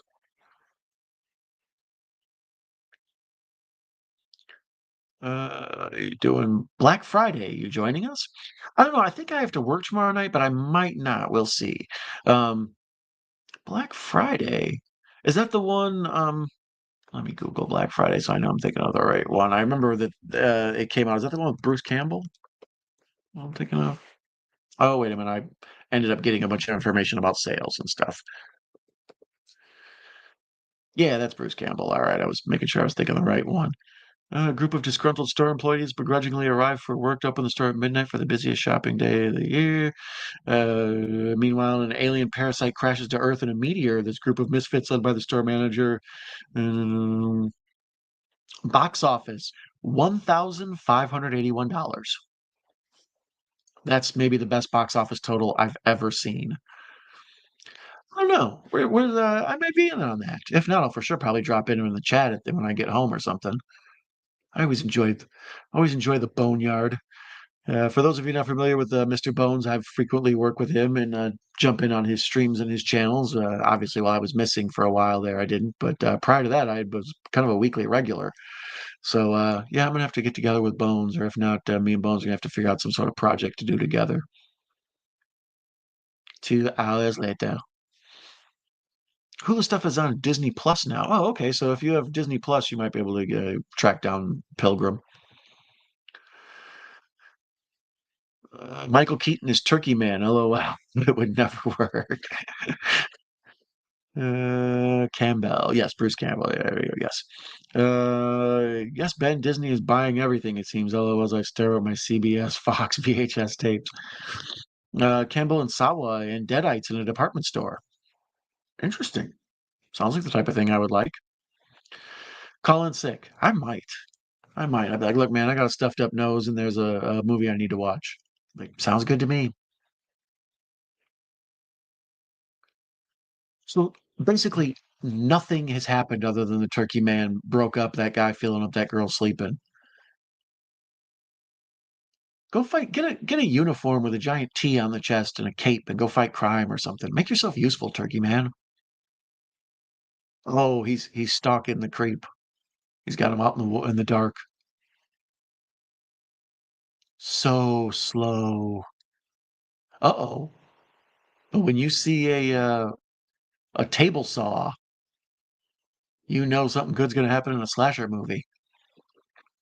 So he grabs a hold of Sex Pest and he's getting ready to lay him down on this piece of wood and cut him up with a table saw. Cut his head into a horsehead bookend as a shout out to student bodies. Talking during horsehead bookends?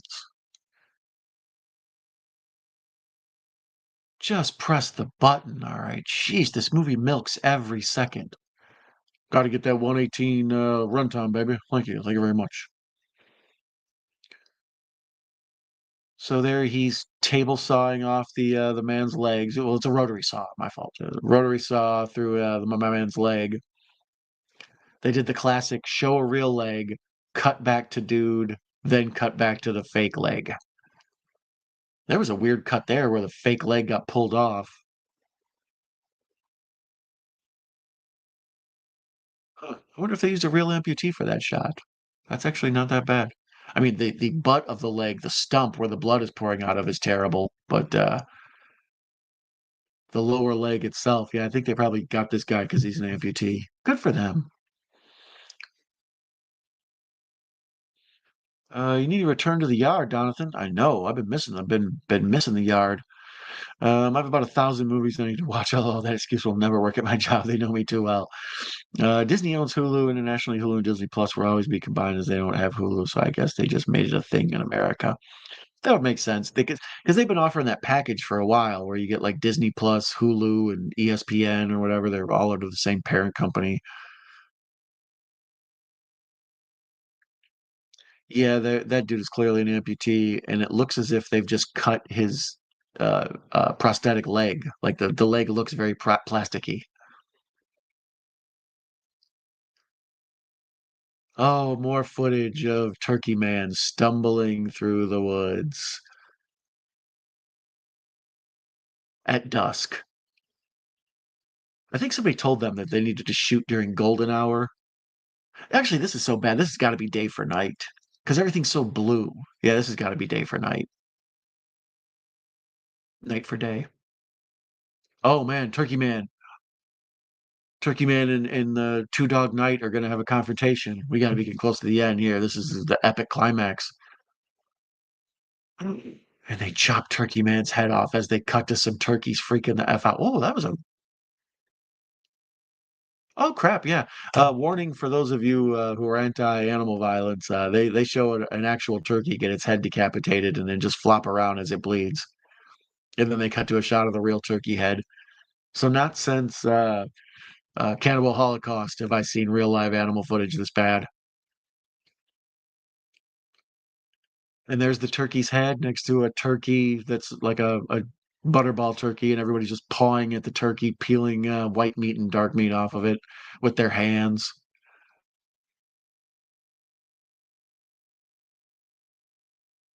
And they just keep showing hands pulling at this turkey. What? And now we cut back to Johnny Bravo in the backyard? I thought he just had his head cut off. Or is it like some sort of voodoo witch thing where once they kill the turkey monster, he returns back to his normal self? I'm not sure that's how genetically modified turkey products work. Someone get Jenny O on the phone for me. I got questions. Um, Raw. Um, Night of the Living Dead comes to mind of this movie or things that you need to watch.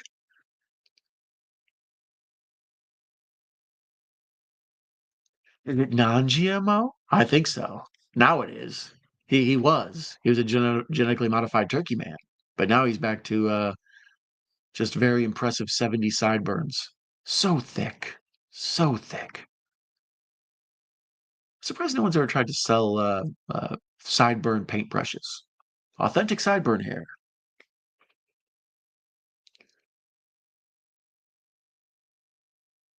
This movie has to be wrapping up, right? The turkey man's dead. What's all the hubbub about? Why?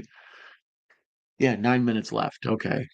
I was gonna say I had reason to believe that there's an old rule that they talk about in filmmaking, especially with monster movies, that once the monster in the film is dead, your movie is over. There's nothing left. Like no one wants to hear everybody talk about their feelings about the monster being dead and stuff. Like, like King Kong, when the monkey's dead, they're just like, it was Beauty that killed the beast, and the credits roll. Like, you don't need to spend a whole bunch of like epilogue time with the monster being gone. When the monster's dead, movie's over. But no, these cats hit me with another commercial. This one, 160 seconds. How dare you? The audacity of Plex.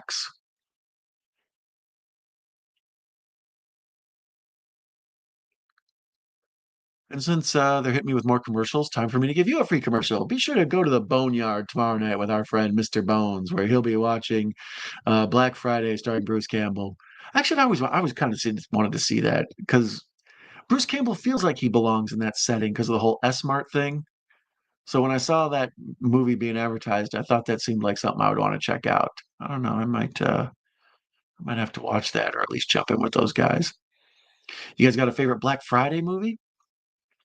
I on my channel a couple of years ago, I did uh, top five plus an honorable mention Thanksgiving films, Thanksgiving turkeys, like movies that are bad, and I believe this one is on that list. And then I also did a list of Black Friday films. So if you're looking for holiday content, as well as I did best movies to watch for fall, I guess that would fall into the same category, pardon the pun. But yeah, all sorts of content on my channel. If you're looking for top fives of this genre or these holidays, my number one pick for Black Friday movie when that was made, Black Friday hadn't come out yet, but I went with Chopping Mall. I think Chopping Mall is actually no, I think the best Black Friday movie I went with was um, Jingle All the Way. Because it's not even really a Black Friday movie, but it's the most shoppingest movie and the insanity of running around trying to get like Christmas gifts and stuff. But Shopping Mall's right there too. It's perfect for Black Friday. Oh boy, a bunch of folks popping up in the chat. What do y'all got to say? Uh, the feeding scene of turkey or zombies rather. Oh, you're talking about the Night of the Living Dead. Yeah, yeah, I agree with the hands pulling at that turkey carcass. I'm thankful that movie's ending for you. Thank you. I'm thankful too. But like I said, this is probably the third or fourth time I've watched it around Thanksgiving time. It's kind of become a weird classic of just got to mix in this, hour and a half of schlock. Come see the return of Jonathan on the Boneyard. I don't know. I may drop in at the end, or if I'm not busy, I may figure out something about getting in. What time does that start tomorrow, Mr. Bones? I'm reaching here. You are not. Is that the what is that? 9 o'clock Eastern start? What 10 o'clock Eastern start? What kind of time are you starting on that, Bones?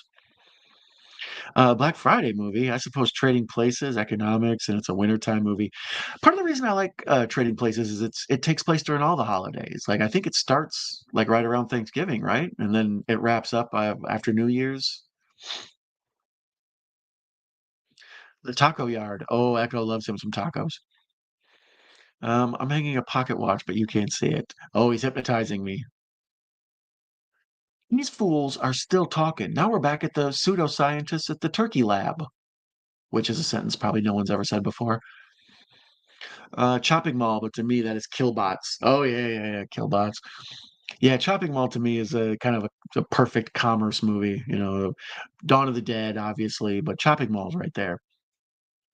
Bad Robot's good pick, Don. I agree. There's a Black Friday musical horror comedy by Star Kid on YouTube. Never seen it. Free commercial for Star Kid. That reminds me, Bones. I got to replace the battery in one of my pocket watches. Dooch. So now they're just sort of talking. There's the lady from the beginning who was at the drug house where the turkey man first fell into the ugly habit of marijuana. Why is this movie still going on? All right, wrap it up. Mm-hmm. It's well, because we have to get more shots of this weird lime green phone. That's more of a hunter green. So this lady's got a camouflage polyester shirt on, and the other lady's wearing a cheetah print polyester shirt. Oh, I'm sorry, that's just straight polka dots. I don't mean to disparage cheetahs. Yet not quite Dusty Rhodes polka dots.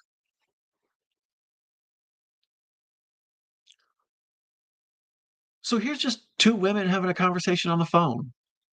The turkey man's been gone for 5 minutes now. What is all the talking about? Let's just get on with it. I just wish Johnny Bravo had never tried the devil's lettuce. None of us would have gotten in this position.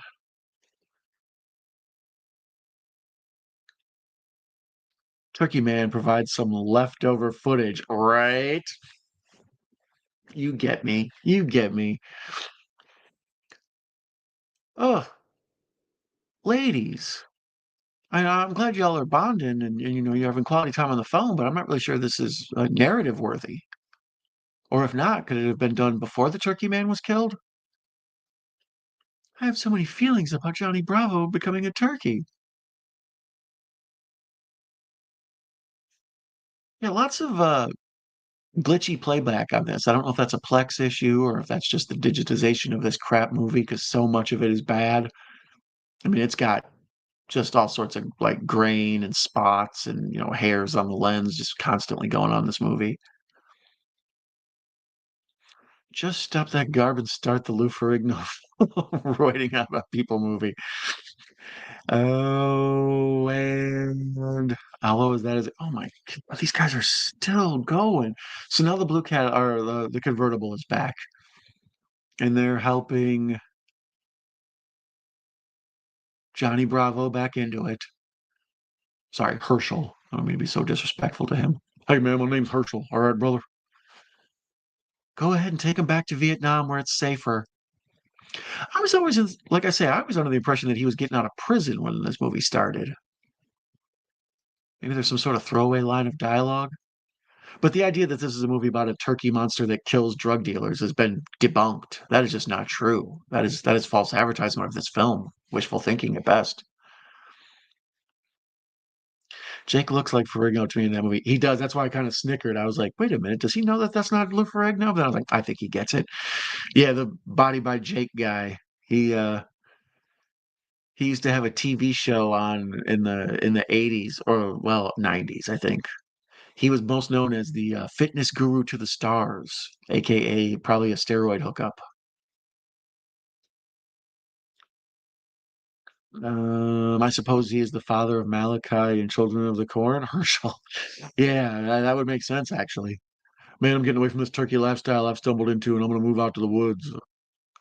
Go to the cornfields of Nebraska, Iowa. Where the hell's Children of the Corn take place? Outlander, we have your woman. All right, wrap it up already. Yeah, yeah, yeah, we get it. Just, man, I don't know where I went wrong. Probably should have never smoked that reefer. It was a one-way ticket to Turkeysville, brother. If I could go back in time, I'd gobble myself up. And now we're back to the Vincent Price polyester shirt guy. And he's just smoking a cigarette every time he's narrating. Just thank you, not Vincent Price, for your thoughts on all about this film. Yeah, I'm pretty sure this movie's a parody. Like it every time I look at it, I just think this is intentionally bad. Although there's always that window. It's that weird in between. You have to watch it, decide for yourself. Did they mean to do this awful?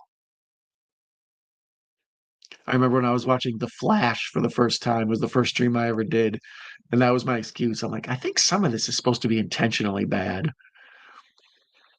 Professor Macabre was not having it. He's like, stop covering up for this movie. Stop enabling it.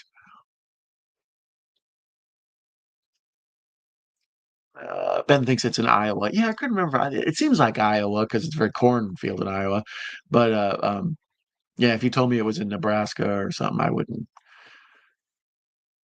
Oh my man, the narrator coughed in the middle of his discussing what was going on. He was like,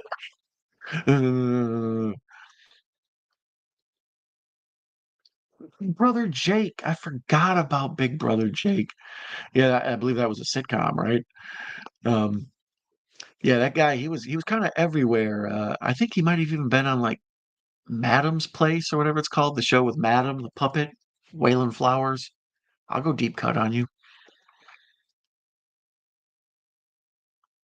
So now we're off the narrator again, and we're back to not Barbie Benton in her 70s swim attire, just walking along the ocean and deep in thought about all that's happened. And here comes Johnny Bravo with a fresh new shirt, got his hair all coiffed. Thank you very much. I'm looking very handsome. Hey, Peggy Sue, come on with me. Let's go, Priscilla.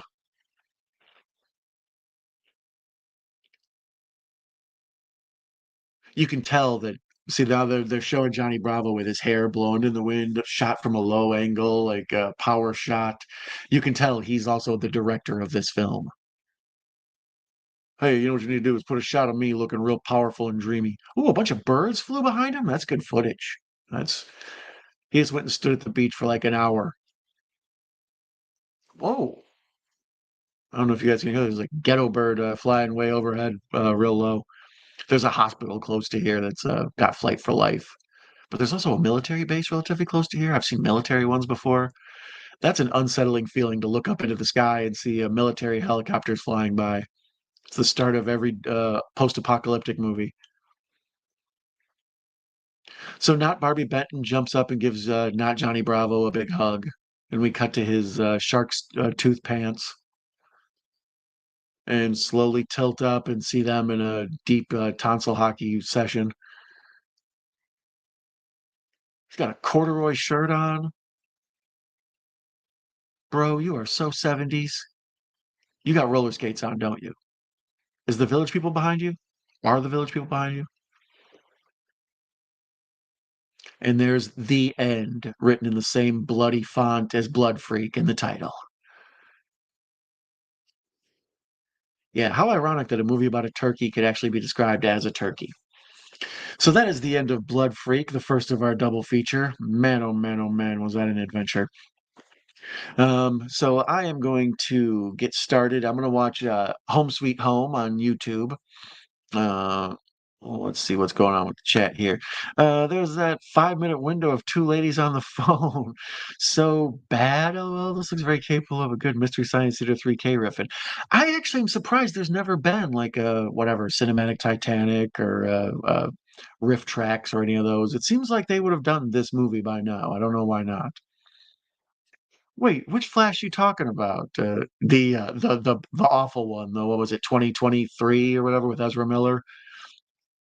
Is it 2024? 2023. Yeah, the parts where they're doing CGI and they're in that weird like in between world and everything looks awful. I was like, maybe it's supposed to look that way because it's some kind of weird other dimension. I don't know. Like I say, I enable bad movies. EA Horror, it's been a minute. Welcome back, Erica. Swamp Kitty, Swamp Kitty, Swamp Kitty, Swamp Kitty. I thought of you the other day, Erica. Um, Down the street, a couple blocks down, I noticed there's a strip club called God, what's it called? The Honey Hole. And across the street now, they've opened up a competing strip club called the Landing Strip. And I thought of you because one time you called a strip club the Landing Strip, and I laughed out loud at what a ridiculous, awesome name that would be. And now it's apparently a real thing. I don't know. Maybe as was I mistaken? And apparently, the Landing Strip is some sort of franchises all around this country. Erica, Home Sweet Home with the punk magician kid. Exactly. Mistake. Uh, One of the best character names ever. His name is Mistake. Um, Home Sweet Home is another really slow, awful burn. Once again, like where they just show people driving or people take their time walking, just so slow. But that movie also capitalizes on the slow pace of it, and then jump scares happen, and it's got two or three jump scares that are so like just amazing. When they happen, I will be gushing over how awesome they are. But other than that, the rest of the movie is at best. Oh, I'm sorry. Oh, well, perhaps I beat them to it. I'm on clipping shorts on my bad cryptid movies. Oh, that deserves all the crap it can get. Yeah, yeah, that Flash version, yeah, for sure. You want a beer? I can actually take a beer. You got one? Hand it to me. Um, yeah, let me go ahead and get Home Sweet Home queued up on YouTube, and then maybe I will go use the washroom in between films because otherwise, I could see me needing to wander away in the middle of the movie. Let's see, put on YouTube. Uh, I was looking for search Home Sweet Home. Oh, wait a minute, I should go Home Sweet Home movie.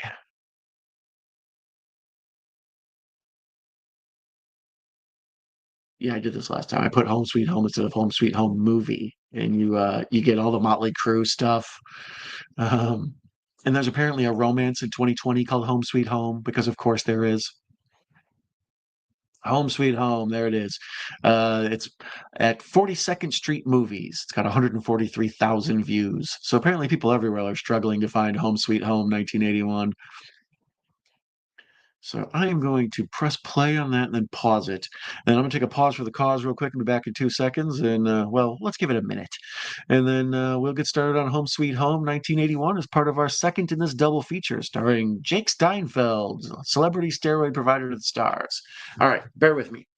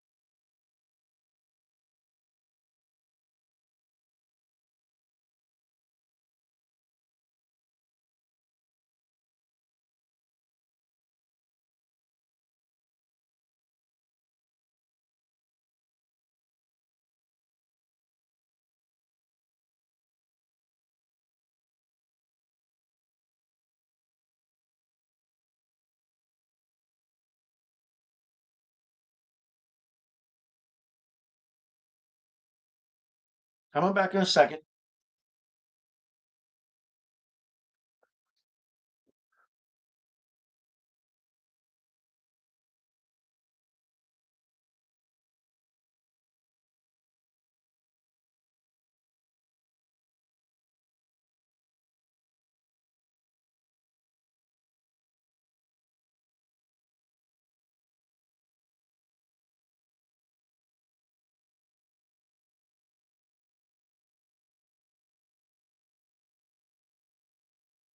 All right. And just like that, I am back. It felt good to get up and stretch my legs and walk around. Had to go use the bathroom, check the baby.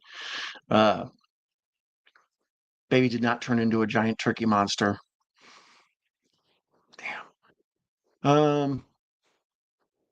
It's at the beginning of the movie, LOL. It is at the beginning of the movie. Don't offer the Hulk a beer. I wouldn't dare. He'll be trying to fight and shit. Anyone think he was going to do a Frank Drebin from the Naked Gun? Oh, do a loud pee noise in the background? I should have done that, actually. If you don't look at the sound of relief, the Naked Gun from the Files of Police Squad.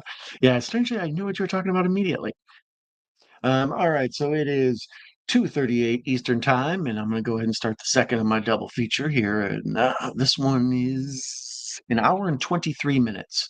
So two features, less than an hour and a half each. So, um, you know what I mean? That's a great thing about B movies. They know not to overstay their welcome. Sometimes they just, actually, they kind of do. But that last one overstayed its welcome too bad. And that one should have been an hour and 10. But I'm going to go ahead and press play. Like I said, it's on YouTube. The channel is 42nd Street Movies, Home Sweet Home, 1981. But I'm gonna go ahead and press play on this bad boy and see where we're at. See, I believe there was captions, but the captionings were horrible before. I watched this once another time, and there's a part where the guy's like, "Oh, Daddy needs a new pair of shoes," you know, the old expression, and the captioning said, "Daddy needs nuclear shoes." So yeah, they start off, and this is a one of the many deaths. Let's count deaths in this movie. This guy's sitting in a parked car, and he's like, "Hey, you want a beer?" Like that's what Bones was saying. And Body by Jake runs up and grabs this dude and chokes him to death and steals his car. And then later on, we see he injects heroin into his mouth, and then he runs over an old lady. When then the blood splatter just goes all over the screen. Like it's this movie's just shockingly amazing. As I said, it was a video nasty in England. It was one that was banned, pulled from the shelves in the video stores and not rentable, or I don't know.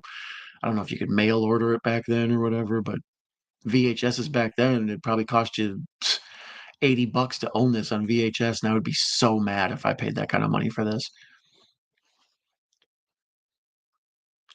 Um, Hot Shots Part 2. I have not seen that in years. Found it recently on VHS, though, referring back to the Naked Gun stuff. Nestle Nielsen, oh, it's all done, dead and lovely. Leslie Nielsen, LOL, dead and loving. And that was another fun one. Yeah, well, Leslie's the master. So there he's shooting the heroin into his mouth, right under his tongue, and you get a bit close up. There's a voice over a radio explaining how the man escaped from a mental home, and it's on Thanksgiving. So I believe he goes back to maybe his childhood home or something. I don't know what the motivation for him arriving at the home he does, but he goes to this home out in the middle of nowhere, and he just murders everybody who's there having Thanksgiving dinner. We all need nuclear shoes to outrun the turkeys, right? I'll kick a turkey with a nuclear shoe and it'll explode. Then he hulks out. Yeah, he does. Uh, Jake Steinfeld. Daddy needs a new echo thong, nuclear echo thong. Hello, herbs. Hello, sir. It's a spectacle for sure. Oh, you're talking about Home Sweet Home? Yeah, the movie, it has kind of an original title shot there. After he pulls that guy out of his station wagon and Grand Theft Autos him for it, they cut to his hand, and on the back of his hand, he has Home Sweet Home tattooed across it. And that's the title of the film, like as a tattoo on his hand. Kind of edgy and interesting for 1981. Crappy because it's way small, but at least it was something different. But here, this movie started. It's been playing for a minute or so. Other than the murder, the rest is just driving.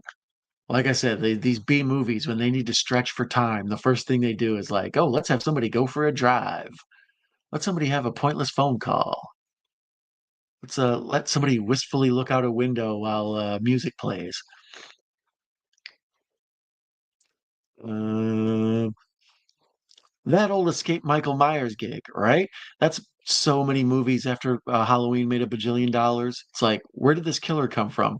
Escaped from a mental home. Everybody should be afraid of people who are mentally unwell. Most of the time, people who are mentally unwell just cry a lot. $39 in 1981 is worth $135.43 today.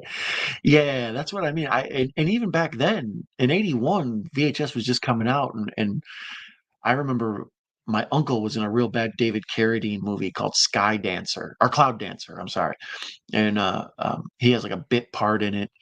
There's the famous scene where he hits the old lady crossing the street and blood just splatters all over his window, and it fades into the title card of Home Sweet Home. And we get to see that the killer's MO is just to laugh nonstop like the Joker. Um, as I was saying, my uncle was in a David Carradine movie, and we bought it on VHS back in the '80s because my mom thought it was cool. My uncle was in a movie, and it was like $120 or something for like a real low like budget. I think it was a CBS Fox, one of them big boxes. And yeah, 120 back then is what? If 39 is 135, is it 40, 80, 120? Yeah, so roughly $390, $400 in today's money. That's worth it. A VHS of a terrible movie you pay $400 for, adjusted for inflation. Yeah, always. Highways and byways. That's right, brother. Out these great roads of ours. So here we see Mistake is already he's hassling the other people he's at his Thanksgiving dinner with. Uh these people, it's the whatever family, the Colby family or whatever, and they're out in the middle of nowhere. That's why, they're attacked so easily with no help. But um one of the kids in the family is like this punk rock dude who has his face like painted like a mime or like kind of a Kiss tribute or something. And he's got like chains across his chest, and he plays the guitar the whole time. But he's like secretly the hero of the movie. He's our protagonist. We don't even know it. Uh, it we see that he's nice to the little girl in the movie, and he has this weird crush on, I think it's his brother's girlfriend, and he keeps trying to like steal his brother's girlfriend because he fell in love with her. Like, I don't. It's just weird ass movie. Yeah, and here's the stepmom. She's peeling potatoes because they're getting ready to have Thanksgiving dinner. Such a strange movie. It's cheaply, cheaply made. Makes an 8-bit $100 Nintendo roughly $340 these days, all right? I think that John Carpenter took that escape mental home idea from a real life events or a local legend lore. Yeah, what's his name? Cropsy? That was the famous I mean, I think Cropsy actually came after Halloween. I wouldn't be surprised if the legend of Cropsy was actually stolen from Halloween. Um, I remember my dad paying $500 for a VCR back in the '80s. Yeah, I believe our first VCR was three or four hundo. Um, my first DVD player was 400 something, 380. I got it. I was an early adopter. I was excited for DVD to come out because I was a big fan of VHS and I'd been collecting them. And then when I saw the clarity and how you didn't have to rewind them and all that, I was excited. So I got like one of the first DVD players that came out. And then later on, you see them at the store for like 20 bucks. Let me see here. Home Sweet Home. It is rated a 3.5 out of 10 on IMDb. Oh, let me check the Rotten Tomatoes. It is 15% in the audience meter, never been rated by critics. That's a good movie. Critics don't even see it. So here, Body by Jake is washing the blood off the windshield that he somehow drove several miles in, even though he can't see. It's completely covered in red paint. Um, as Bones and I were talking about a few minutes ago, this guy, the star of it, he's this big Lou Ferrigno bodybuilder looking guy, and his thing was he was apparently the fitness guru to the stars. Like whenever anybody needed to get in shape for a role, they would call in this guy, Jake Steinfeld, I think his name is, and The thing I remember him from is he had a show later on called Body by Jake, where it was just a workout show, sit ups and push ups and, do 15 curls. All right. And then he had like an infomercial in the middle of the night where he was selling some Body by Jake something or other. And then, as Bones pointed out, he had a Big Brother Jake or whatever. It was like a show with him. What did he have? Was he like a Big Brothers Big Sisters kind of a community service type show or whatever? Like he ran a community center, or was he like something to do with orphans or something? I remember his whole gig. They weren't his kids, but he was watching out for them and imparting wisdom on them.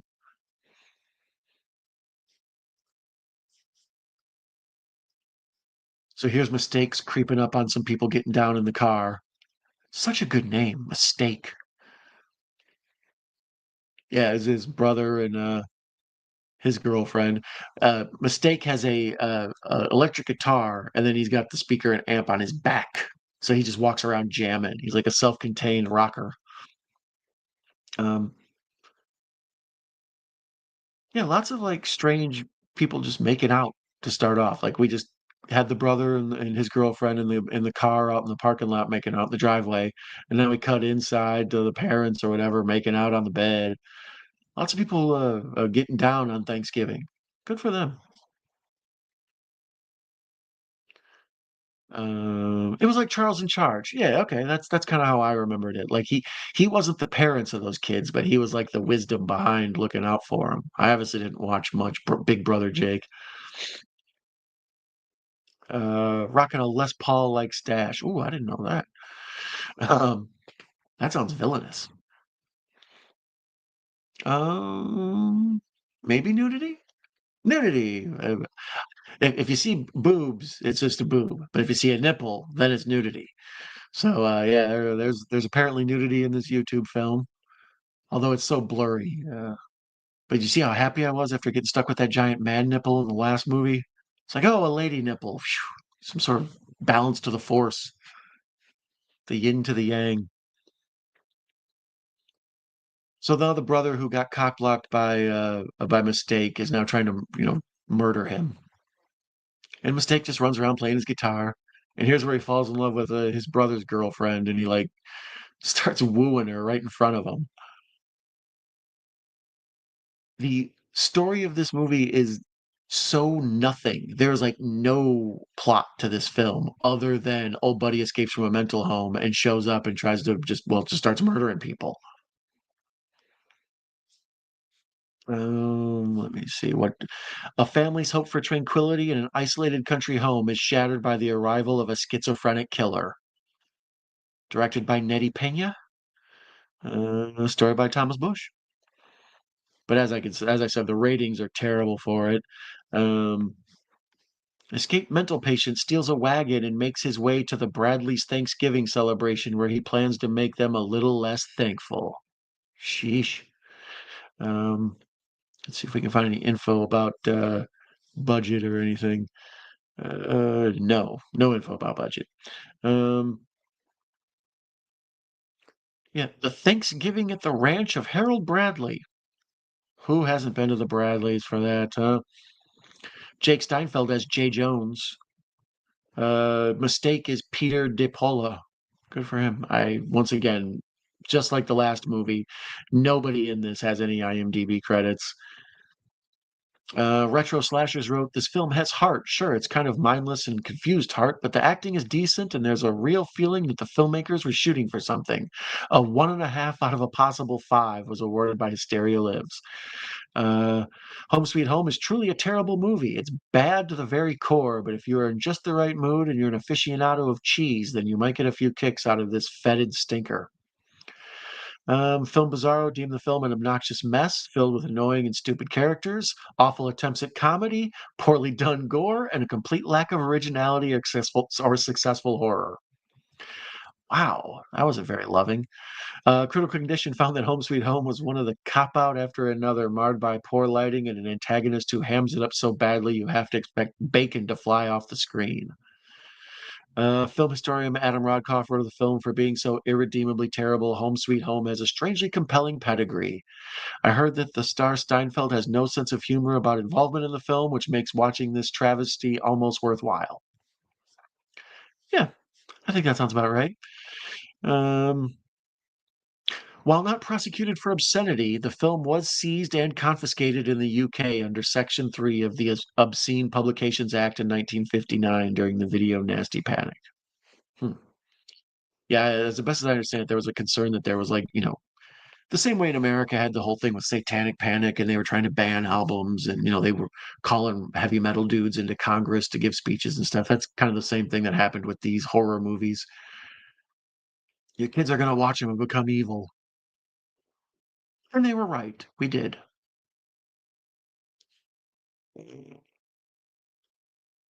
I remember my dad paying $500. Charles in charge. No, I said mistake is playing a Les Paul guitar like Slash and Guns N' Roses. Oh, gotcha. Okay, I see.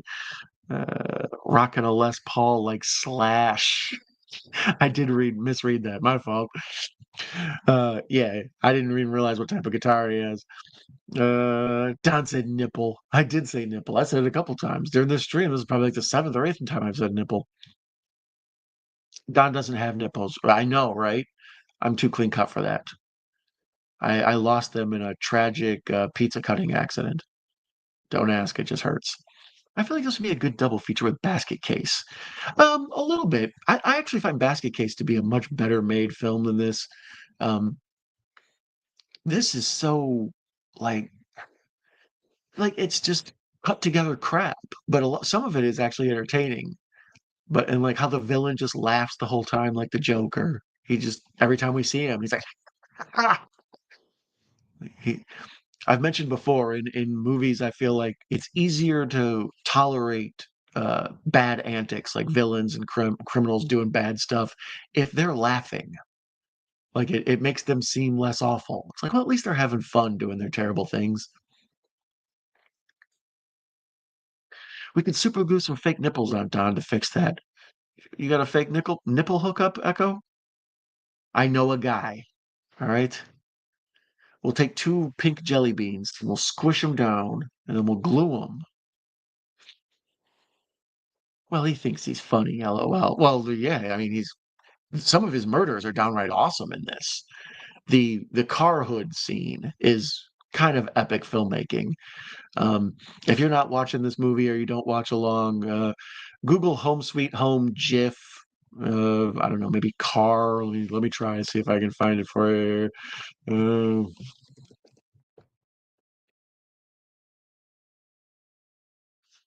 car hood. See if I can turn it off. I bet I can't. No, I'm not seeing anything. There's a scene with a murder in here with a car hood and the hood of a car, I should say. And it's I've seen the GIF of it floating around. Like sometimes if you look at a GIF search engine and put "Home Sweet Home," you'll get a clip of it. It's easily the most memorable thing about this movie, and kind of a great scene in movie history. Bones is a watching. Me and Echo did a watch along for this once upon a time. Yeah, Echo was familiar with it. Like as I pointed out, Echo's a good schlockmeister. He knows what's up. Yeah, the car hood scene and the later on at the very end when it seems like the main heroine is escaping. There's a jump scare. And I'm not talking about some BS like where the music plays real slow. It's like Monty Python in the Holy Grail where the guy's like looking off in the distance and you see the guy running and then they're looking off in the distance and you see the guy running and then they show him looking off in the distance and you see the guy running and then they cut back to the people looking off the distance and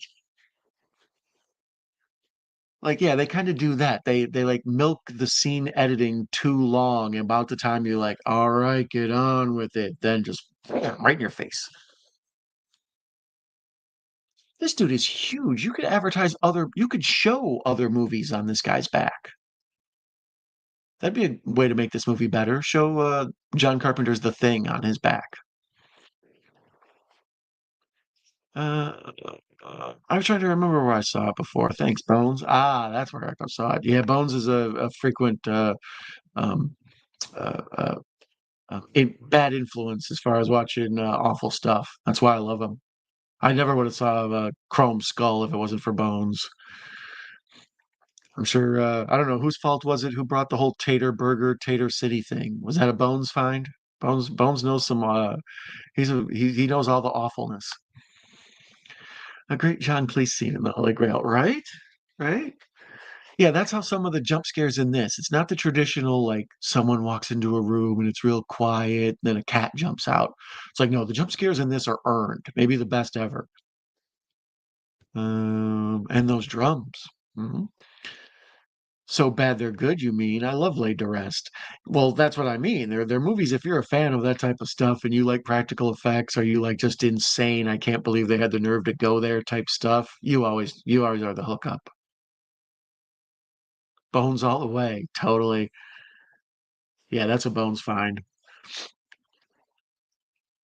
But that's good though. Bones turned me on to what was it, The Hills? Well, you guys were all trying to tell me the Hills Run Red was worth checking out. I found that one entertaining. That was weird and bloody and gross and interesting. Chrome Skull and Laid to Rest. Those are wild. If you haven't seen those, um, they're loosely uh, third cousins to like the Saw movie. I guess you could say that's the best way to describe them.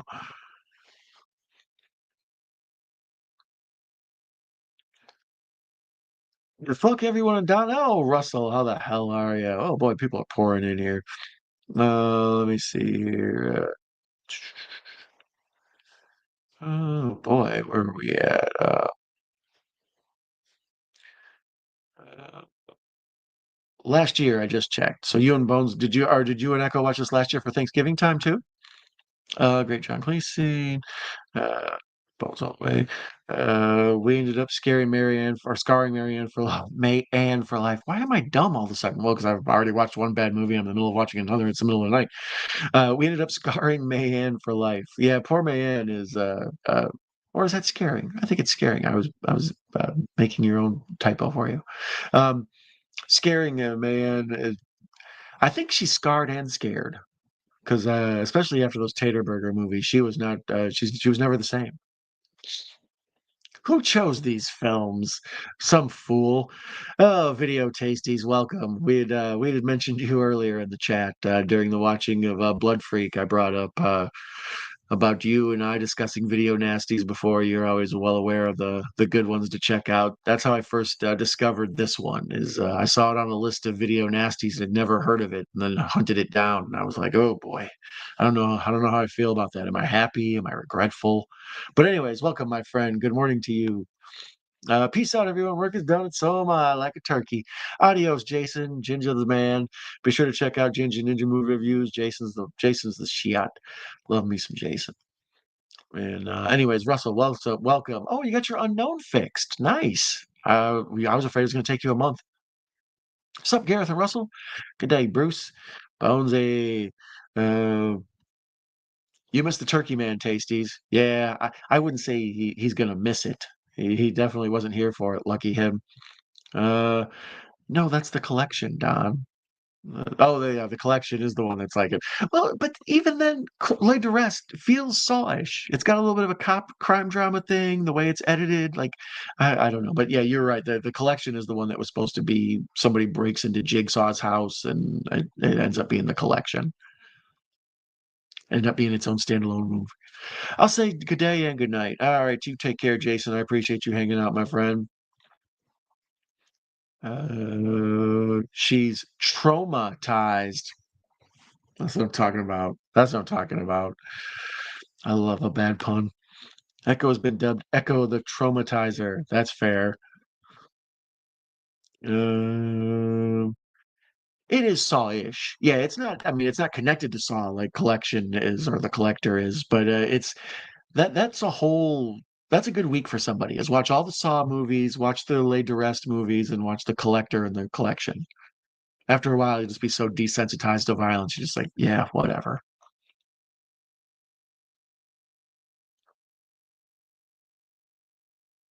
So here, I think this is the scene I'm thinking of. Lots of shots of old buddy just walking through the woods. Like I said, they need to stretch. They need to stretch. So he's out traipsing around by the woods. He's abandoned his station wagon, the Griswold family cruiser.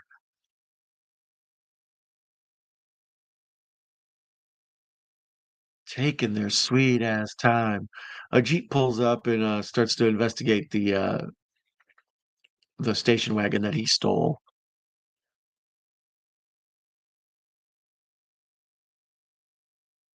And they're just going so slow. Like I say, the jump scares, they don't like play the music to a crescendo and then fade the music out and let you feel suspense and tension like modern jump scares. It just stretches it out so long to the point where you're like checking your phone and looking around and then so this dude pulls up in a Jeep, sees the abandoned station wagon with the hood up. And he's like, "Hello? Hello? Oh, well, this car's broke down. I should probably just start working on it." And he goes and sticks his head under the hood and starts tinkering around. I think he's going to try to siphon the gas. Oh, yeah, there you go. See?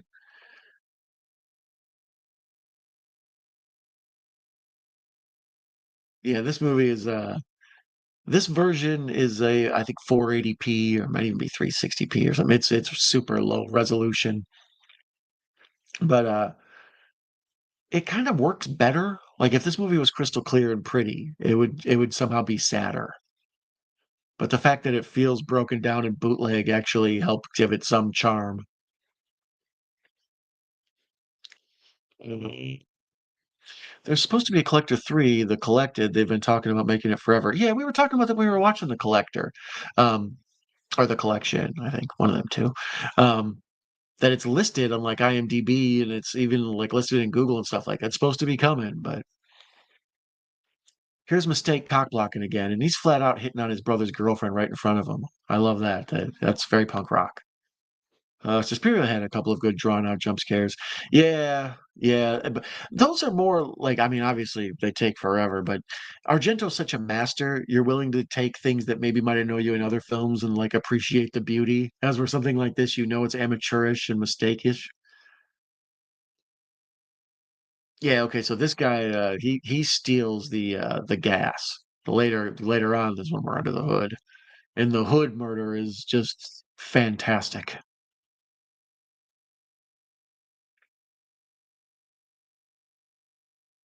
Oh, come on, you. Yeah, Jake Steinfeld is I don't know. Let's look up his acting credits. I know this is what always runs off a good two or three people watching, but I'm always fascinated to see some of these people. All right, so here we go. Old buddy was trying to siphon the gas from the station wagon, the Griswold family cruiser, and then he goes back to his Jeep, and his Jeep won't start. So then he decides, well, maybe I'll try to fix the station wagon and just steal that.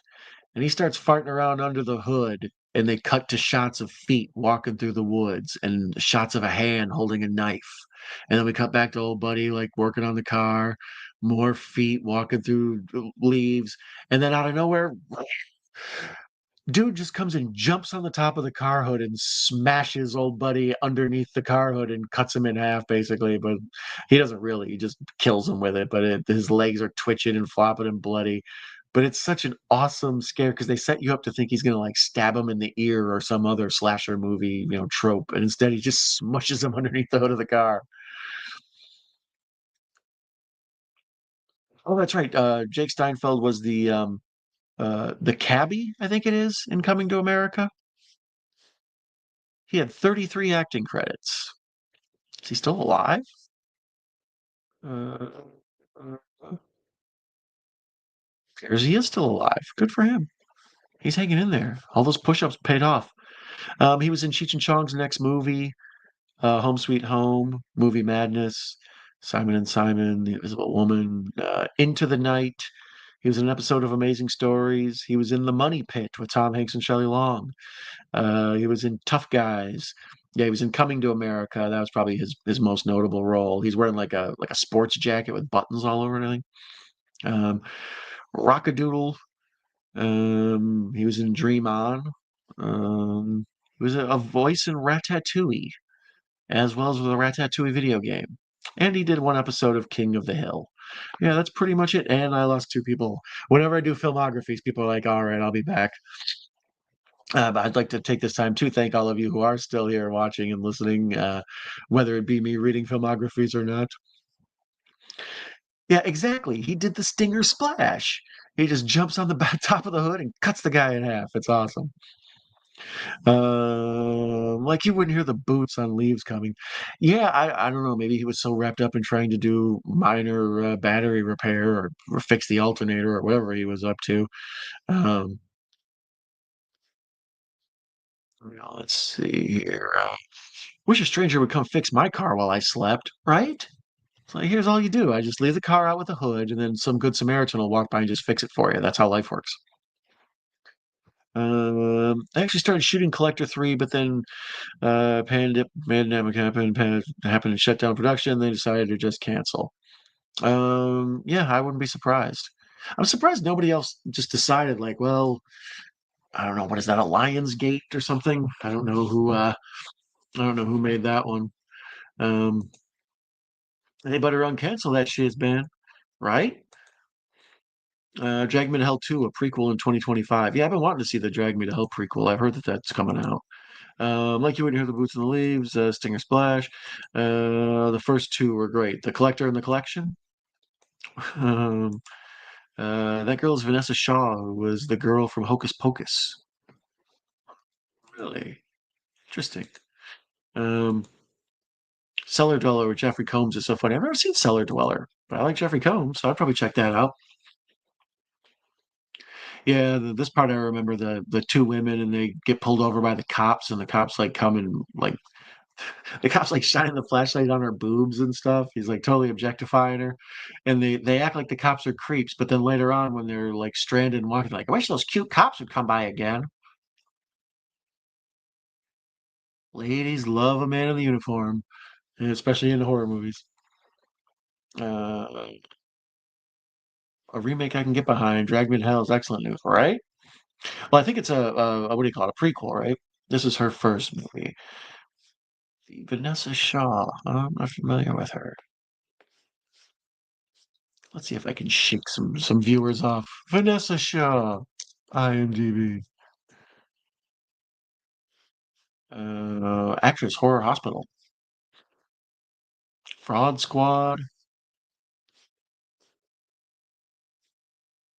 Is that the same one? No, it couldn't be. How many Vanessa Shaws are there? Um, yeah, once again, they're just all hanging out at Thanksgiving time doing Thanksgiving antics. The plot, other than old buddy coming to murder the people in the home, is all that's going on. There's, like I say, there's the little mini subplot where Mistake is trying to steal his douchebag brother's girlfriend who he fell in love with. But other than that, straight slasher. No other like little running subplots or nothing. Vinessa Shaw. That's why I misspelled it traditional way. Um. Oh yeah, she's been in a bunch of stuff. 54 credits. Yellowstone, Cruel Intentions, Blazing World, Bereave, Ray Donovan, Siren. uh, Yeah, Home Sweet Home is her first. This is her first film. She was in Ladybugs with Rodney Dangerfield. Hocus Pocus is Allison, as Ben mentioned. Some Murder She Wrote. Eyes Wide Shut is Domino. Hmm. Corky Romano, 40 Days, 40 Nights. The Hills Have Eyes remake. She played Lynn. Nice. So shout out to you, Vanessa Shaw. I'm just learning about your work, and apparently I've seen you in a bunch of stuff.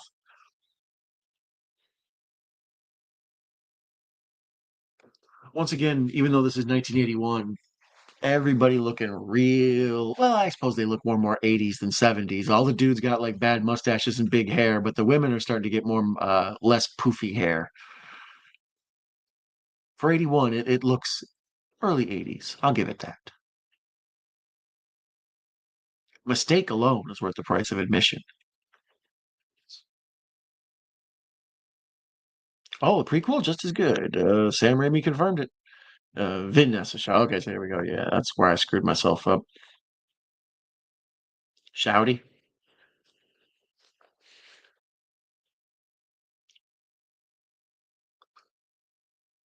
So here we're waiting for the slow burn of everybody. Wow, that's a trip. The mistake, or is it his brother? has a bunch of Playboy playmates up on the wall, like centerfolds pinned up on the wall.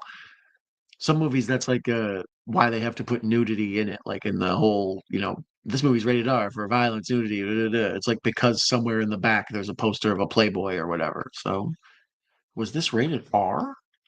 It must have been if it was a video nasty. TVPG, according to IMDb. That's a lot of initials I just threw out there. Yeah, huh. I don't know. Let's see. Yeah,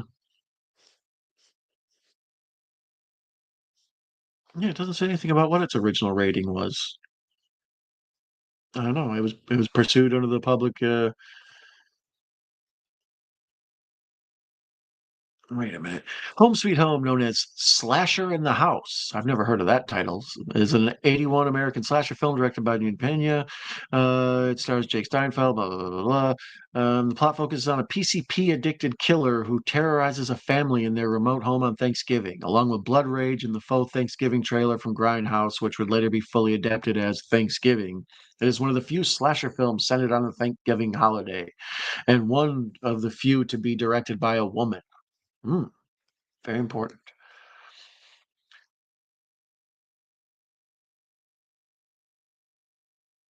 I don't know, it's super amateurish in so many parts, but a lot of it's very charming in that. Maybe Mistake is like trying to be a baseball fury from the Warriors. Like he's trying to be one of them painted up baseball players. Otherwise, he just looks like a rock and roll mime.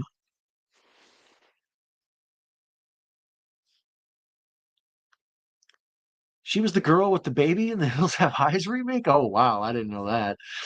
Yeah, that scene is tremendously disturbing.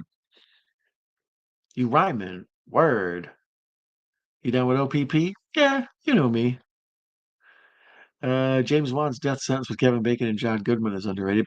Yeah, actually, that's the real Death Wish, I believe. I think the book that Death Wish is based off of is that, as I recall.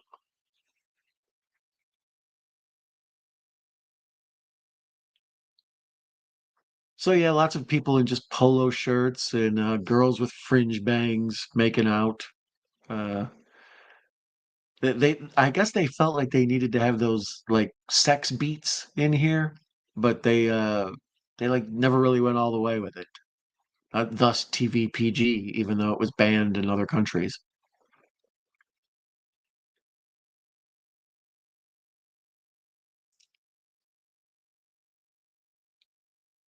I get caught watching the movie, the magnificent filmmaking of Home Sweet Home. I wonder at what point this showed back up. Like once a movie gets pulled, like when did the video nasties start coming back to the shelves in England? It makes me wonder.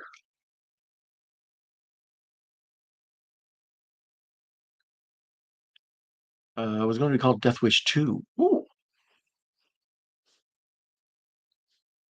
see, Russell knows. Russell always got the good stuff. Russell, I thought of you when I found this on YouTube. Russell's the master of finding obscure movies hiding around in YouTube.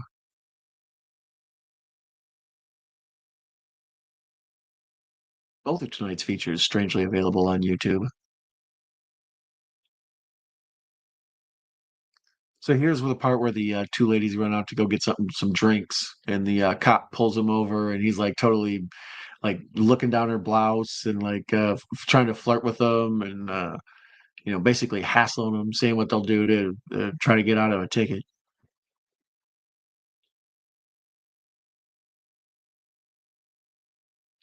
Let's see, we are at the 37:20 mark, 21, 22, 23. Uh, watching this on YouTube as well as streaming on YouTube. I should just put it up in the corner.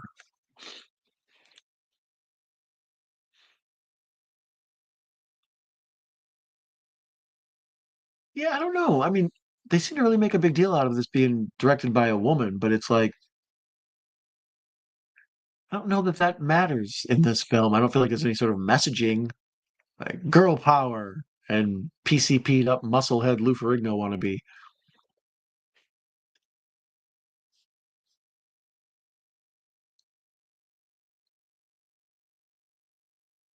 Yeah, she's trying to like use her feminine wiles to get out of a ticket. This dumb cop's going for it.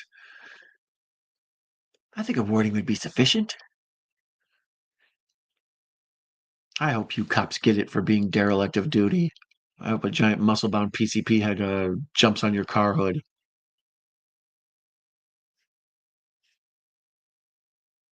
Once again, a movie that was shot way dark. This is probably day for or night for day or day for night, whatever, as well. Like it's just so blue, you know. But I think this movie only takes place over the course of a day, maybe 2 days. I don't know. He breaks out of the mental institution, drives back, starts killing people. We have a night scene, and then the next day is when it ends. So yeah, I'm assuming it's only just takes place over one day, Thanksgiving. Once again, I mentioned earlier, if you got a favorite Thanksgiving movie or a Thanksgiving horror or whatever, Home for the Holidays. That's the damn movie I was thinking of with Holly Hunter, directed by Jodie Foster with Robert Downey Jr. and all that. That's the one, Home for the Holidays. But I would say probably Planes, Trains, and Automobiles is the main movie most people dig for Thanksgiving. Um, oh goodness, what's that one with Tom Cruise's old girlfriend, Katie? What's her name? Uh, with the lady who dresses up like Jackie O. Oh God, I already drew a blank on that one. Um, somebody in the chat will get it. Me, the chat always knows. But we had mentioned earlier, Pilgrim is a winner. North by Northwest is like a hidden Thanksgiving movie. A lot of folks don't know that that one takes place during Thanksgiving. Um,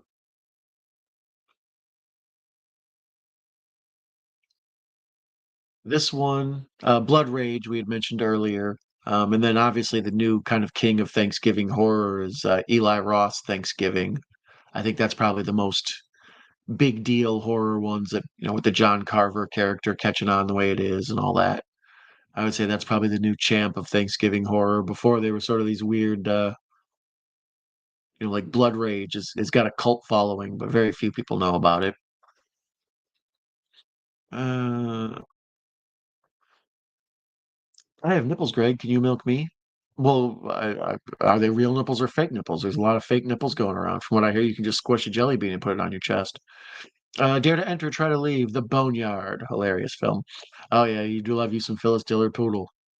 But speaking of the Boneyard, be sure to check out our friend Mr. Bones' channel and watch the Boneyard every Tuesday night with classic schlock horror films and absurd amounts of gore and disgust. Bone be keeping it metal.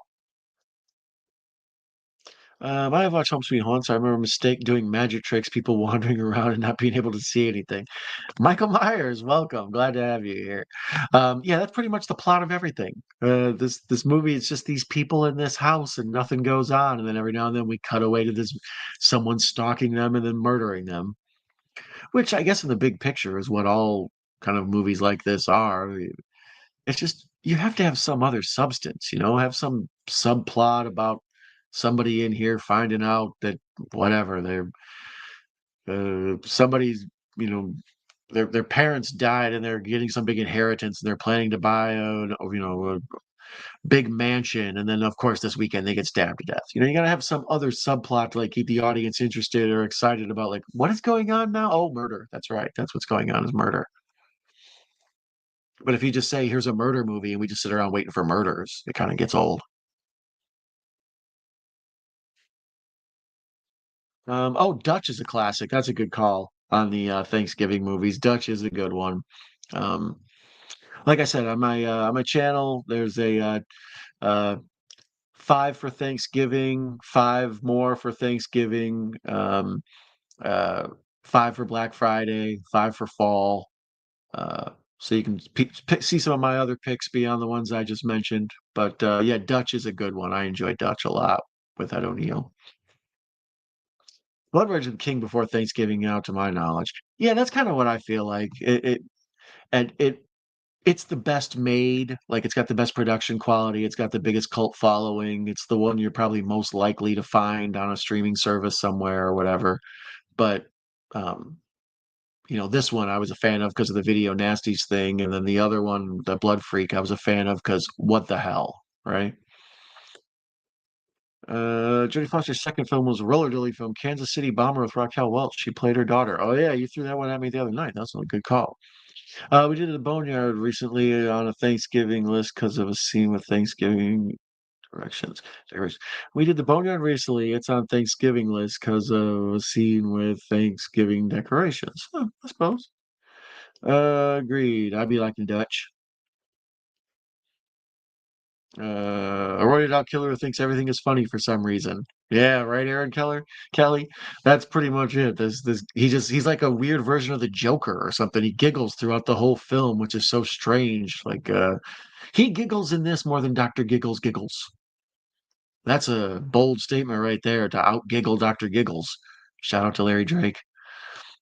Have you seen the Bone Chillers episode Franken Turkey? It's like a Goosebumps type show from 2000s about a killer turkey. It's on YouTube. Bone Chillers, huh? No, I'm not familiar with that. Sounds like something I'd like. Very good episode. Haven't seen Dutch in a long time. Yeah, him and that Ed O'Neill and that boy fight their way across that country, man. That kid, he fucks him up a little bit. He gets him.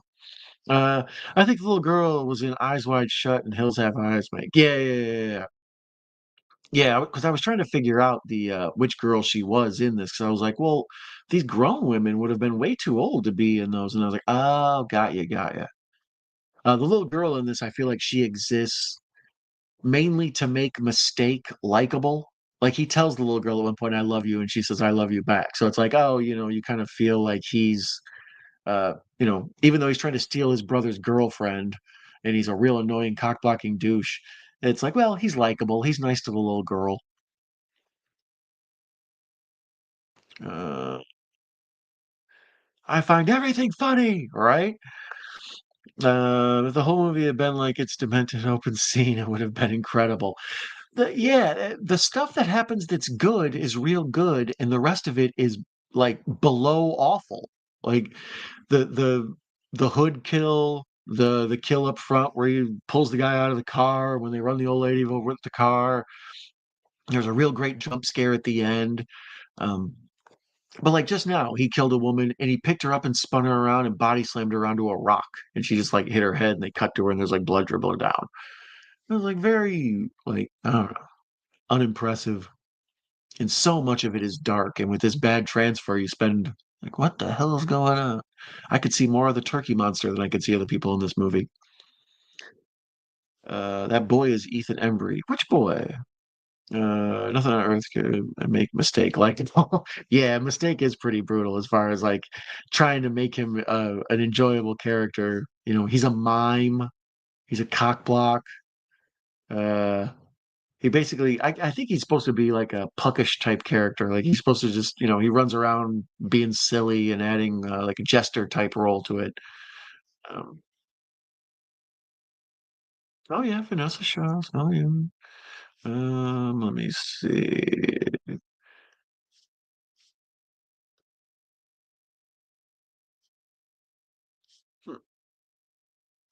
All the clips of like all the still shots they have for the movie in on IMDb are all just of the main actress, the um, Lisa Antill, maybe. Hmm. Let's see what's that say. Colette Trog, right? Oh, Colette Trog is Jennifer. Yeah. So all the stills are of Jennifer. She's the blonde with like the fringy bangs kind of thing. She's she's kind of the default final girl in this. Like she's here, we don't really give a crap about her, and then all these people get murdered, and she's the last one left. It's like that's her only likability. Is like, well, she survived. Oh, the boy from Dutch is Ethan Embry. Yeah. That's what I was confused by. I was like, wait a minute, he's in this. Um, yeah. I never realized that was young Ethan Embry. That's funny. He's I don't know what was he in? Can't hardly wait. Is that what it's called? Yeah. And what's the one where him and the dude spend all night beating the fuck out of each other? Um, Damn it! Why can't I think of the name of that movie? I'm gonna draw a blank on it now. These two guys end up going to a bar, and some guy pays them. David Keckner shows up and ends up paying them too to just like do crazy stuff all night. Um, totally drawing a blank on what the title of that movie is. But yeah, Ethan Embry's been in some bangers. He's kind of an underground, awesome actor. I'd never seen Dr. Giggles until I found it on PrudeTube. I remember Dr. Giggles from when I was a kid because it was like Benny from LA Law is in a horror movie. A series followed a single group of kids, though. Although I think he dies saving someone else, so I guess he redeems himself, kinda. Yeah, that's what I mean. They try to make him likable in some way because he feels like the kind of protagonist of the movie, and then there's sort of that switch where it turns out to be the blonde lady who really doesn't have that much to do in here. Technical Madman could be seen as a Thanksgiving film since scheduling issues led them to film their camp slasher in the fall. Madman, huh? Yeah, I mean, I guess it's one of those weird things like when people say, "Is Die Hard a Christmas movie?" And it's like, well, how much of a thing has to be in the movie for it to work? Like I say, North by Northwest is technically a Thanksgiving movie because it all takes place during Thanksgiving, but they never mention it as a Thanksgiving movie once. As opposed to like this, where right now they're eating Thanksgiving dinner. They're at the they got the turkey out and everything. Same with Blood Rage. I think there's some Thanksgiving scenes in there. Wasn't he Rusty Griswold in Vegas Vacation? Yeah, I believe he was the third Rusty. Hi, Don Zombie. It's been a while. Glad you're back. Thank you, Parts Unknown. I'm glad you are here, Russell. That's my guy. Yeah, the Bone Chillers show was made by Adam Rifkin, who did Detroit Rock City to Chase. One of the kids is Linda Cardinelli from Freaks and Geeks and the Scooby Movies. Oh, Cardellini, not Cardellini. Amityville is It's About Time has a Thanksgiving scene. I never saw Amityville. It's About Time. Amityville 1 was really good and I enjoyed it. And then Amityville 2 was eh. And then I don't think I ever saw Amityville 3D. And then I think there was a 4 or 5. I don't know. The Amityville's after a while. I was like, this is a dumb plot. It's like, stop moving into that house. It's not cranberry sauce, right? Difference between a hippo and a zippo. One is a little heavy and one is a little lighter. That's a good one. I'm telling that one to my kids. I don't think they'll get it, but still, I like it. So here, old buddy goes walking up and he's outside, stalking outside the house. Jake Steinfeld, Abadabbas. That's one thing I remember about Jake Steinfeld for some reason is that was he would have these Body by Jake shirts that he would make everybody on the show wear, and they were like neon color because it was late the 80s, early 90s or whatever. And then he'd always be like, got to do these sit ups with these crunches, you work your Abadabbas. Okay, 5 more.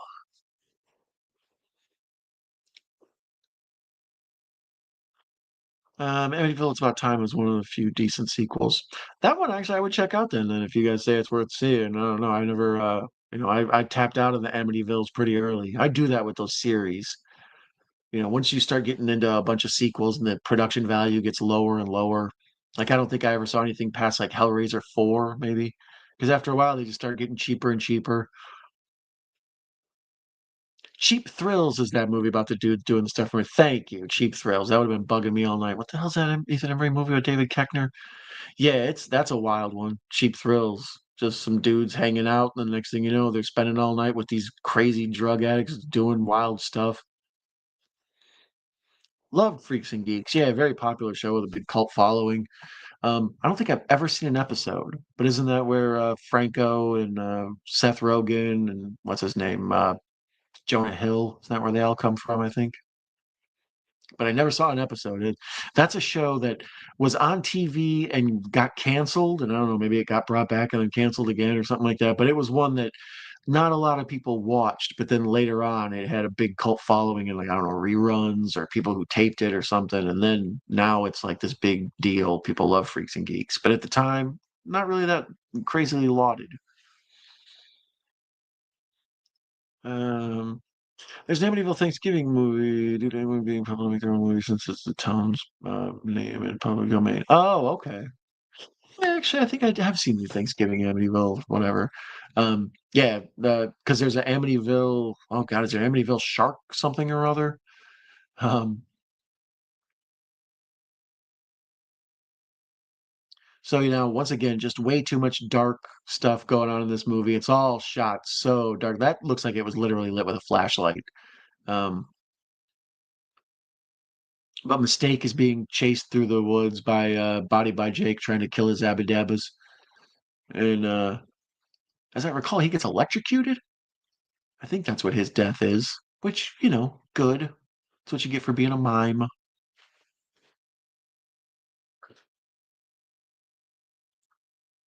Happy Thanksgiving, USA. Thank you, Russell. That's why we're watching these tonight. These are a double feature of Thanksgiving Schlock-fest films. Uh, most of the stuff I watch is just stuff that so many people have seen, and I figure they don't even really need to watch along. It's like most people have seen Pulp Fiction, so if I'm sitting here talking about it, they know what I'm talking about. But a movie like this, most people have not seen or not familiar with, so it's like every now and then got to dust off one of these weird ones to talk to. There's one called Amityville Turkey Day that's like an even cheaper Thanksgiving. Is that possible? Folks in the chat or folks watching this later in comments, what's up with Thanksgiving? Are you guys thumbs up or thumbs down on it? I'm thumbs down on Thanksgiving films, but I've known obviously they keep making them, so there must be somebody out there who's thumbs up on them. Um, I found that turkey to be kind of a parody of Freddy Krueger. I always keep saying bitch, like which is weird. It's like, yeah, that turkey is like a parody of Freddy Krueger. Huh? Yeah, I think there's an Amityville shark movie and a killer toilet movie. Oh, no shit. The Beast Within transformation scene is really great. I don't think I know that one. Hmm. I may have to check that out. I love when Russell be putting me up on new stuff. So we're in the total dark. This is a crap transfer, and I'm not sure this scene is even in focus if it was a good. So it's like watching this through with swim goggles on or something. Like, what is going on? Who's that? Lots of shots of Jake's feet. I'm assuming they must have had him come in to shoot for like 3, 4 days and just like, here, you stand here with this knife and laugh. Okay, now you stand here with this knife and laugh. Okay, now somebody else put on Jake's boots and go walk around. We'll film for 3 days. So there he finally grabs a hold of Mistake and he wraps them all up. And I think, yeah, that's where he gets electrocuted. He's hanging him now. There's where he gets electrocuted. Yeah, I thought I recalled that's how he went out. Sad to see you go, Mistake. Look like uh look like Sting or something. But, you as was pointed out, at least you sacrificed yourself to save someone else. Being selfless in a horror movie should always be rewarded. Now the electricity's going out because Mistake got electrocuted. Oh, there's a generator out there. That's what they're running on. Got it. I was wondering how he just got access to the electricity of the house so easily. I don't think that's how that works. You can't just grab any old wire outside of the crib and electrocute somebody with it.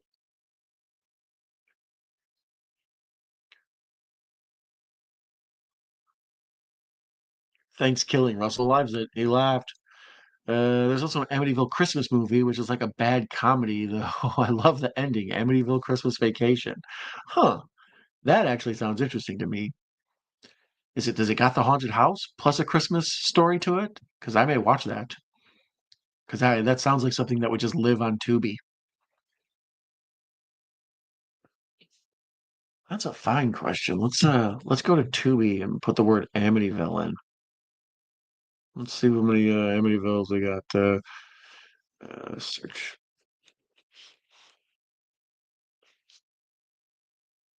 Famously haunted Amityville. Amityville, it's about time. Amityville Turkey Day. Amityville, the evil escapes. Amityville haunting. Amityville, a new generation. Amityville dollhouse. Once upon a time in Amityville, which appears to be a cowboy movie. The Amityville terror, based on the horrifying true events, but not either of the two. Not the Ryan Reynolds or the James Coburn. No, not James Coburn. James Brolin. That other James. Get my Jameses confused. The James gang. The last Amityville movie, but there's a bunch more. Amityville No Escape, Amityville The Final Chapter, Amityville Mount Misery Road, Amityville Scarecrow, Amityville Karen. That is awesome. It's just a lady with a short haircut, like screaming over the top of a house. Amityville Bigfoot, Amityville Asylum, Amityville Christmas Vacation. There you go. Amityville Backpack. Wow, even I had to stop and take a moment to think. Amityville Cult, Amityville Death House, Amityville Scarecrow 2, Amityville Death Toilet, Amityville Toy Box, Amityville Hood, of course, of course. Amityville Emmanuel,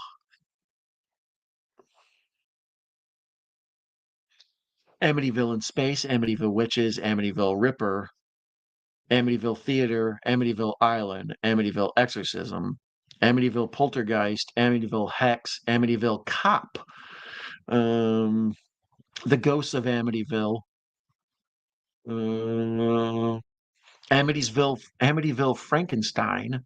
These are all available on Tubi. Uh, Volto de Amityville. Um,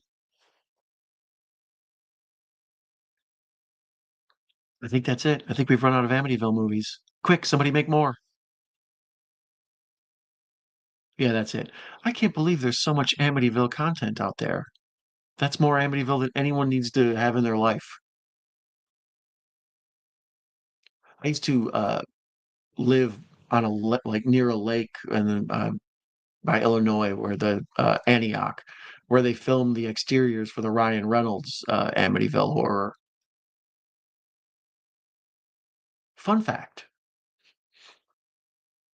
So we're getting down to the final end here. The blonde lady who ends up becoming the default final girl, even though we didn't ask for her to be that. She just was just handed to us at the end. She was just wandering around the movie, and now we're supposed to be rooting for her. It's like, can't you tell us something about her? Don't you got hobbies? Something to like about her? Nothing? No? Okay. She's got good bangs. Uh, the fuck you say? Cool. It's the haunted house next to the haunted house. I love Amityville, the possession. Too many Amityvilles, right? Uh, should check out The Void. The Void is good. I enjoyed it. We need an Amityville Ouija shark, right? That's how many more things can we fit in there? Amityville Megan. Has Megan been thrown into Amityville's yet? Amityville Chucky. I know you for an animated Amityville. It'll take a while. Animated Amityville. Animatedville? Sally Young Linda was in another video nasty called Demented with Harry Reams. Yes, that Harry Reams. Wow. I would like to, I need to Google the list of video nasties actually. Let me see here. List of videos.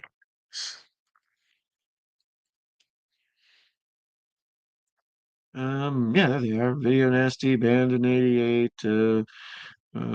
Oh, that's the whole list of them and why they were banned. 72 titles. Okay, I thought it was 100, but there are 72. Okay. Oh, yeah, there's the list of them on Wikipedia in alphabetical order.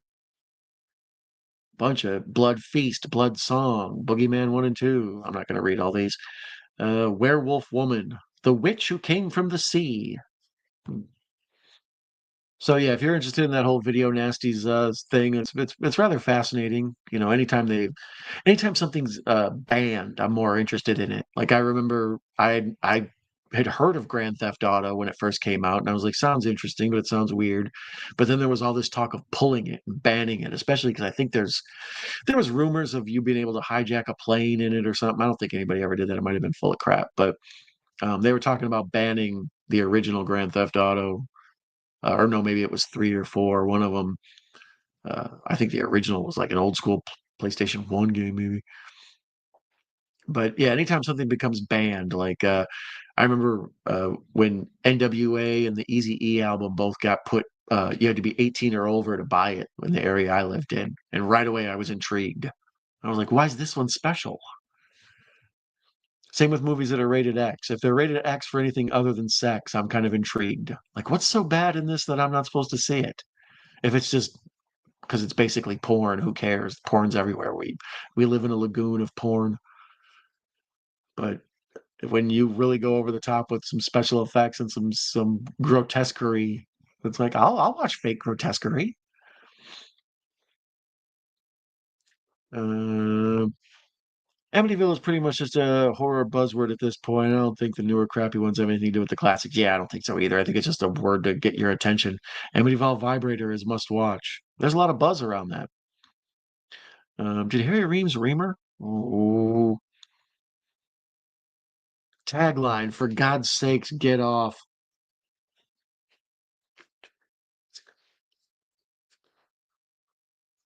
Home Sweet Home was on the kind of tier three video nasty list, ones that weren't pursued by the cops quite as much as Cannibal Holocaust, I Spit on Your Grave, etc. Yeah, that's what it said when I read about it being banned. It said they were never pursued in court, but yeah, it was pulled, I guess. But I didn't realize they went after Cannibal Holocaust and I Spit on Your Grave like that. I can see why for both of those. At the time, a lot of folks thought Cannibal Holocaust was real. Like it was sort of the first Blair Witch phenomenon. Like when people found that, they were like, is this a real documentary that was cobbled together? And then I Spit on Your Grave. It's just, could there be more just what goes on in that movie? Like, after a while, even like, it's one of those movies where it's like, in 80s movies, they used a lot of assault like that just to sort of as a cheap excuse to show boobs or whatever. But the assaults just keep happening and happening and happening. After a while, you're like, this is bumming me out, man. It gets to the point where the woman gets her revenge. You're kind of like, totally use that use that damn motorboat to chop that dude up. Suck it. I think San Andreas has a plane or mission, pretty much like kills the guys on it. Yeah, that's kind of what I recall. I think it was San Andreas that I remember getting. People were talking about whether or not they were going to ban it because after 9/11, folks were all worked up and stuff. But of course, never did. Still just as popular as ever. There's a werewolf movie called Amityville Moon, just like a werewolf movie that never mentions the town once. I like the suit though. Yeah, I enjoy a good werewolf movie. Um, yeah, I guess you could probably just stick Amityville at the front of anything, and people will be interested in it. Sorry, I was interested. Well, it looks like we're finally wrapping this damn movie up. It's so slow, but I know that we got this one final breakdown with the main blonde girl here. It's at the 105, 39, 40, 41 mark. Uh, so there is approximately 18 minutes left, 17 minutes left. This one's on YouTube, but it's another one where you can tell they're just stretching. It's like, all right, we're gonna need another. The movie's like a 20 minutes short of our runtime we were looking for. Just have these people sit in a room for a while.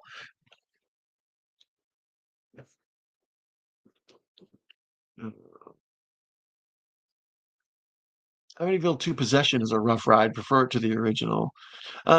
Yeah, I mean, after 2, I wasn't is about where I tapped out. Like I said, by the time they got to 3D or part 3, whatever, I was like, not my thing. That X-Files spin-off, The Lone Gunman's pilot, had them trying to prevent some terrorist from crashing their plane in the World Trade Center. That episode was banned. Yeah, people were super. I mean, understandably so. It was a very touchy subject and a traumatic thing, and that a lot of people felt it was disrespectful to make any comments about it or anything. I never even saw the like um what was it, World Trade Center movie or the United whatever plane number that was. Um, I never watched any of those because it was still just too close after the tragedy for people to be making money off of it. But I felt like the Grand Theft Auto thing was more like a disrespect thing. Like, oh, it's disrespectful to be having children do something so awful. My first encounter with Body by Jake was in Repossessed. Oh yeah, he's a character actor that turns up in a lot of stuff. Um, he's kind of a Paul Brothers adjacent, not the different Paul brothers, the Barbarian brothers. There were like these two big swole meatheads that were in a series of movies, but they were like in DC Cab and some other stuff, and they just had like their own little career of just making movies for being roided out twins, and that's kind of how I feel about Body by Jake. It's like he's just kind of like a third tier Schwarzenegger. It's like he's only there to be swole. He really offers very little. He's got a little personality and he's got giant biceps. Oof. Amityville 3D with Meg Ryan was total crap. I didn't realize Meg Ryan was in that. It's been so long since I've seen it. There's a ton of 9/11. Oh, a ton. All right. Um, like as the like South Park did an episode once where they tried to explain like it takes whatever it is, 17 years or something for a tragedy to become funny. Like you weren't allowed to make fun of AIDS until like 17 years later, then it was okay or something. That's kind of how the 9/11 stuff was. Is like right afterwards, it was such a raw nerve, and so many people were traumatized and needed to go to therapy and stuff. It was tacky to do anything, and especially try to make money off of it. Like I don't like serial killer movies that are too close to the serial killer because I feel like they're making money off of dead people. But if you tell me a story about serial killers that happened, if you want to make a Manson movie or you want to make like a Ted Bundy movie or something, yes. But if you want to make that Brian Cole, whatever his name is, the guy that murdered them nursing students, if you want to do that, like then it's like, well, you're making money off of dead people. I don't feel right supporting you. So many Jeffrey Dahmer movies came out right after that tragedy. It's like, man, people just lined up. But if you want to tell me an Ed Gein story, yeah, I'm all in on it. Let's see. There's a Charlie Sheen one where they're stuck in one of the tower elevators. It's terrible. Oof. Yeah, that sounds bad. Michael, I totally agree. I watched 3D recently, kind of dug it. The Amityville 3D, yeah, I never got around to it. Um, that was when part three became 3Ds. Like we had a second wave of 3D after Avatar, but the first wave of 3D when I was a kid, where they had like Jaws 3D and Amityville 3D. Um, Piranha? No, Piranha 3D was a later 3D, but yeah, there was a wave of 3D in that same like era, mid 80s, early mid 80s, whatever. It's like the way to go for a part three is 3D. What else would you do?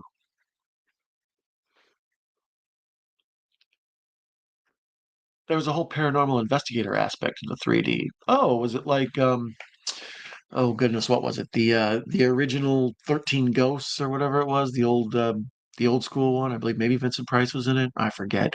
But if you wanted to see the ghost, you put the 3D glasses on. If you were too scared to see the ghost, you take the 3D glasses off. I think maybe the remake kind of did something similar. At least they mentioned it with those glasses in the movie, but I don't remember how that all went. So the body by Jake is beating the hell out of one of the last living brother, and the blonde girl who becomes the default uh, final girl, even though she's been like barely in it. Like she's just sort of one of the characters. We never really like learn anything about her or learn to like her or learn to root for her. She's just there. And she puts the big knife in Jake's back and then has like a freak out over it. Like she has like weird spasms. Oh, there's Annabelle. Well, it's a Raggedy Ann doll.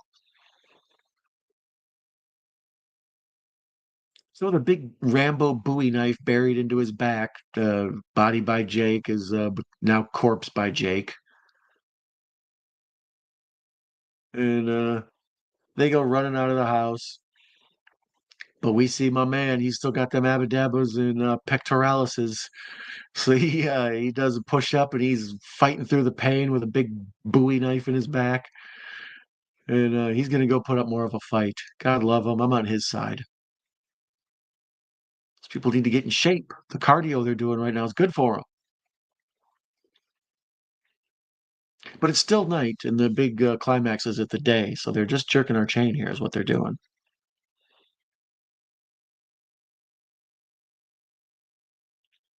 Friday the 13th 3D. Yeah, I enjoyed Friday the 13th 3D. Strangely, I know a lot of people don't like it, but it's the 3D is so bad that it's actually super entertaining to me. Like the yo-yo scene and some of the other stuff, though. The part with the harpoon gun. Um, Last Cannibal World, aka Jungle Holocaust, was 2 years before Cannibal Holocaust by the same director. That happens with a lot of people. Like I find, oh, I mean that's good info, Russell. Thank you. But Like I find Guy Ritchie, Snatch is just a better version of Lock, Stock, and Two Smoking Barrels. Um, Evil Dead 2 is obviously just Evil Dead 1, except better. Um, there's a lot of times where the guy who made the original King Kong, he made a bunch of ape movies before he ever made King Kong. It's like certain people just kind of start doing a thing, and then eventually one of the things they do catches on. But then you can only milk that so long before you become known as the, uh, you know, Jungle Holocaust guy. It was like the main characters in Anime 3D were debunkers of haunted house specials. Yeah, that's cool. Last Cannibal World is pretty good for a cannibal movie. Weird music though. Donnie O, what's up, Superman? Nice to see you, Kal-El. Son of Jor-El. Um, I was surprised to find out Ed Gein never actually went to jail, spent much of his life in a mental hospital while the courts kept trying to reopen the case, only for him to keep being considered insane and going back to the hospital. Yeah, he's like kind of the real OG of all the awful real life killers. Like supposedly Psycho was taken from that, and Silence of the Lambs, was influenced by Ed Gein and all that. Um, I previously lived in Wisconsin, so there was always like, you could read about going on an Ed Gein tour and stuff, like go see the farmhouse where he's at. There's a bunch of Ed Gein movies out there, or at least a couple.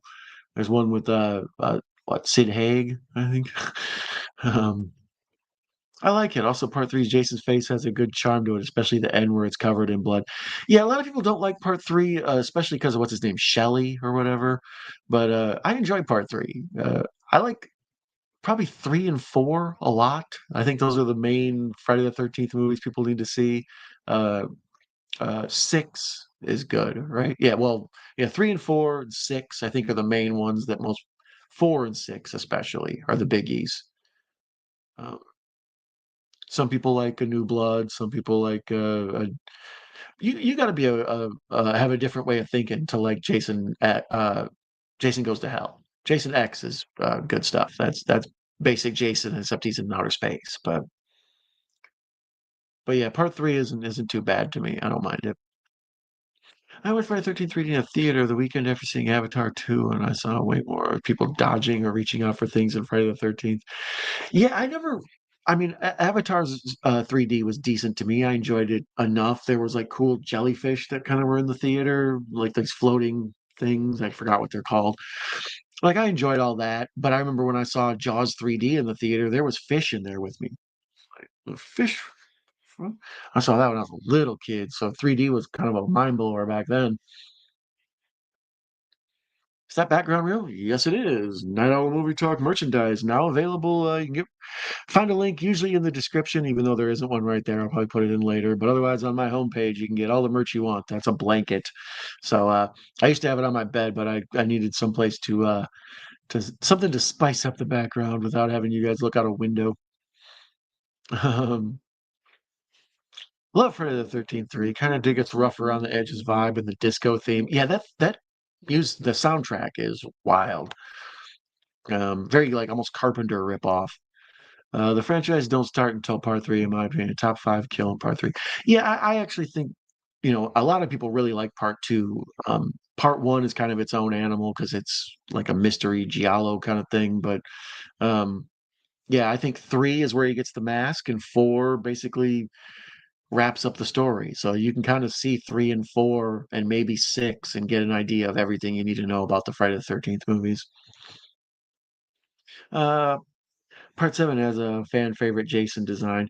Um, Seven is the new blood. Which one is? I don't think it was. Yeah, whatever. New breed, new blood, whatever. Um, yeah, the one with the psychic where he battles Carrie. Yeah, I enjoy that one. I think that's the one with the original sleeping bag kill, which they then reused later on in Jason X because it was so awesome.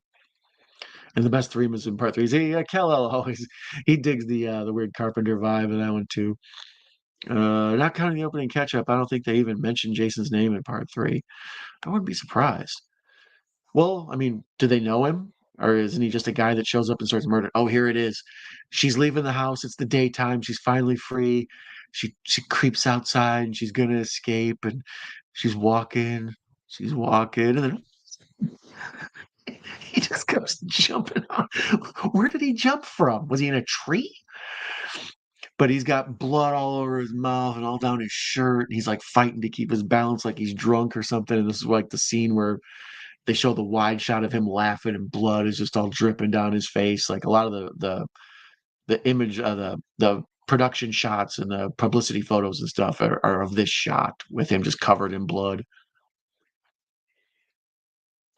From Joe Romano directed a triple extra of Homo sapiens about a caveman and a woman having sex. Joe Romano made some weird shit. Yep. Yes, he did. Are we still live? Morning, all. Morning, Pug. I had mentioned you earlier. Our first feature tonight was Blood Freak, and I watched it on a streaming service here in the States called Plex, and they have commercials. And one of the commercials, I decided to just start shouting out my friends instead of giving free advertising to whoever was on here. So you got a free commercial in there. I love me some Pugwall. Team Matt. Hey, Matt. A ton of fan films like to reference the sleeping bag kill too. Yeah, well, it was such a. I think that's for a non-slasher kill. You know, Jason does so much stabbing people with harpoons and big knives and machetes and whatnot. For him to just walk over and grab a sleeping bag like it's a burrito and slam it against the wall was like that was kind of awesome, or against a tree, I should say.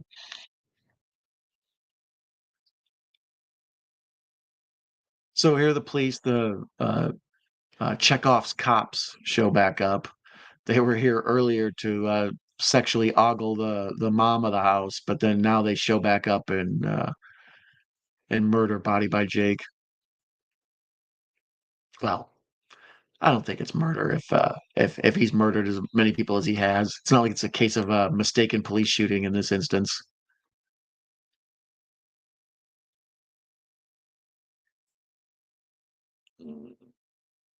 Who else was Team Don? Team Matt. Yeah, me and Pugwall and Larry, the 3BB, hashtag 3BB, three bland bitches. Friday six will always be my fave. Yeah, that's what I say. Four and six are usually most people's faves. Four is my personal fave because I feel like it's a condensed movie and you can kind of get the feel for Friday the 13th and four. But six is a bit fun. You know, it understands the characters at that point, like that people are there to see Jason kill somebody. So I don't know. I enjoy the Tommy Jarvis character. Most of these movies have a final girl, so to have a whatever a final guy, and not even a final guy, like a guy who's like trying to hunt Jason down is I don't know. It's a different twist on that genre. You shouted out my dick. They are branded. Oh, dick pills. I was like, I didn't shout out your dick, but I will. Everybody, check out Matt's dick. Hi, Cal. Uh, just turning up for an ogle, right? Hey, from Parts, good to see you. Yeah, cool. Eight and nine are my fave. Oh, you Cal. Cal always likes to go crazy. Parts, Cal, Michael, trust you all well. So there it is, starring Jake Steinfeld as the killer, Vinessa Shaw as Angel. Um, Introducing Vinessa Shaw as Angel. So there you go. Um, yeah, this is as far as Thanksgiving here in the States goes, this is one I would if you like to watch uh, uh, less than traditional filmmaking. I would recommend both of these. They're both relatively awful, but kind of amazing in their own way. Uh, as I said earlier, I think the a couple of the jump scares in this and a couple of the murders are pretty top notch. Blood Freak, it's more just watch it to see what the hell is going on. It's so much to try to wrap your head around in that movie. You know, it's anti GMO. It's anti legalization, anti giant turkey monsters. So much to think about when you watch that movie. But anyways, that's been the double feature for these. Um, I think I'm going to wrap it up. It is 4 a.m. here in the Eastern time zone. So yeah, I think that means time for Don to go to bed. Although nine of you are here, and I appreciate the heck of you for being here watching this late for me. Please don't. No refunds on those. Seeing Matt's dick. 81MC stands for HA Motorcycle Club. Oh, look at you repping the club. Boner disappointment guaranteed. Not a Thanksgiving film, but Butcher Baker Nightmare Maker is good. It peaks at the opening, but I like the character drama stuff, even if it gets pretty out there. I like it. Great stream, guys. Take it easy. Thank you, Michael Myers. I appreciate you dropping by and hanging out with us here in the middle of the night in America and watching this film about in tribute to American Thanksgiving, which is this Thursday for us. It dedicated in memory of Thomas Bush. So shout out to Thomas Bush. But yeah, I will go ahead and wrap this up. I think uh, I think we've done enough damage here tonight, don't you guys? I do. All right. Well, I love you and appreciate you all for being here so much. All of you who popped in and said hello and gave information, shared trivia, answered my questions, all sorts of stuff. You guys are the best. I can't get enough of y'all. Y'all rule. So I will wish all of you a hearty and heartfelt green grass and high tides forever. Adios, amigos. You have a good night.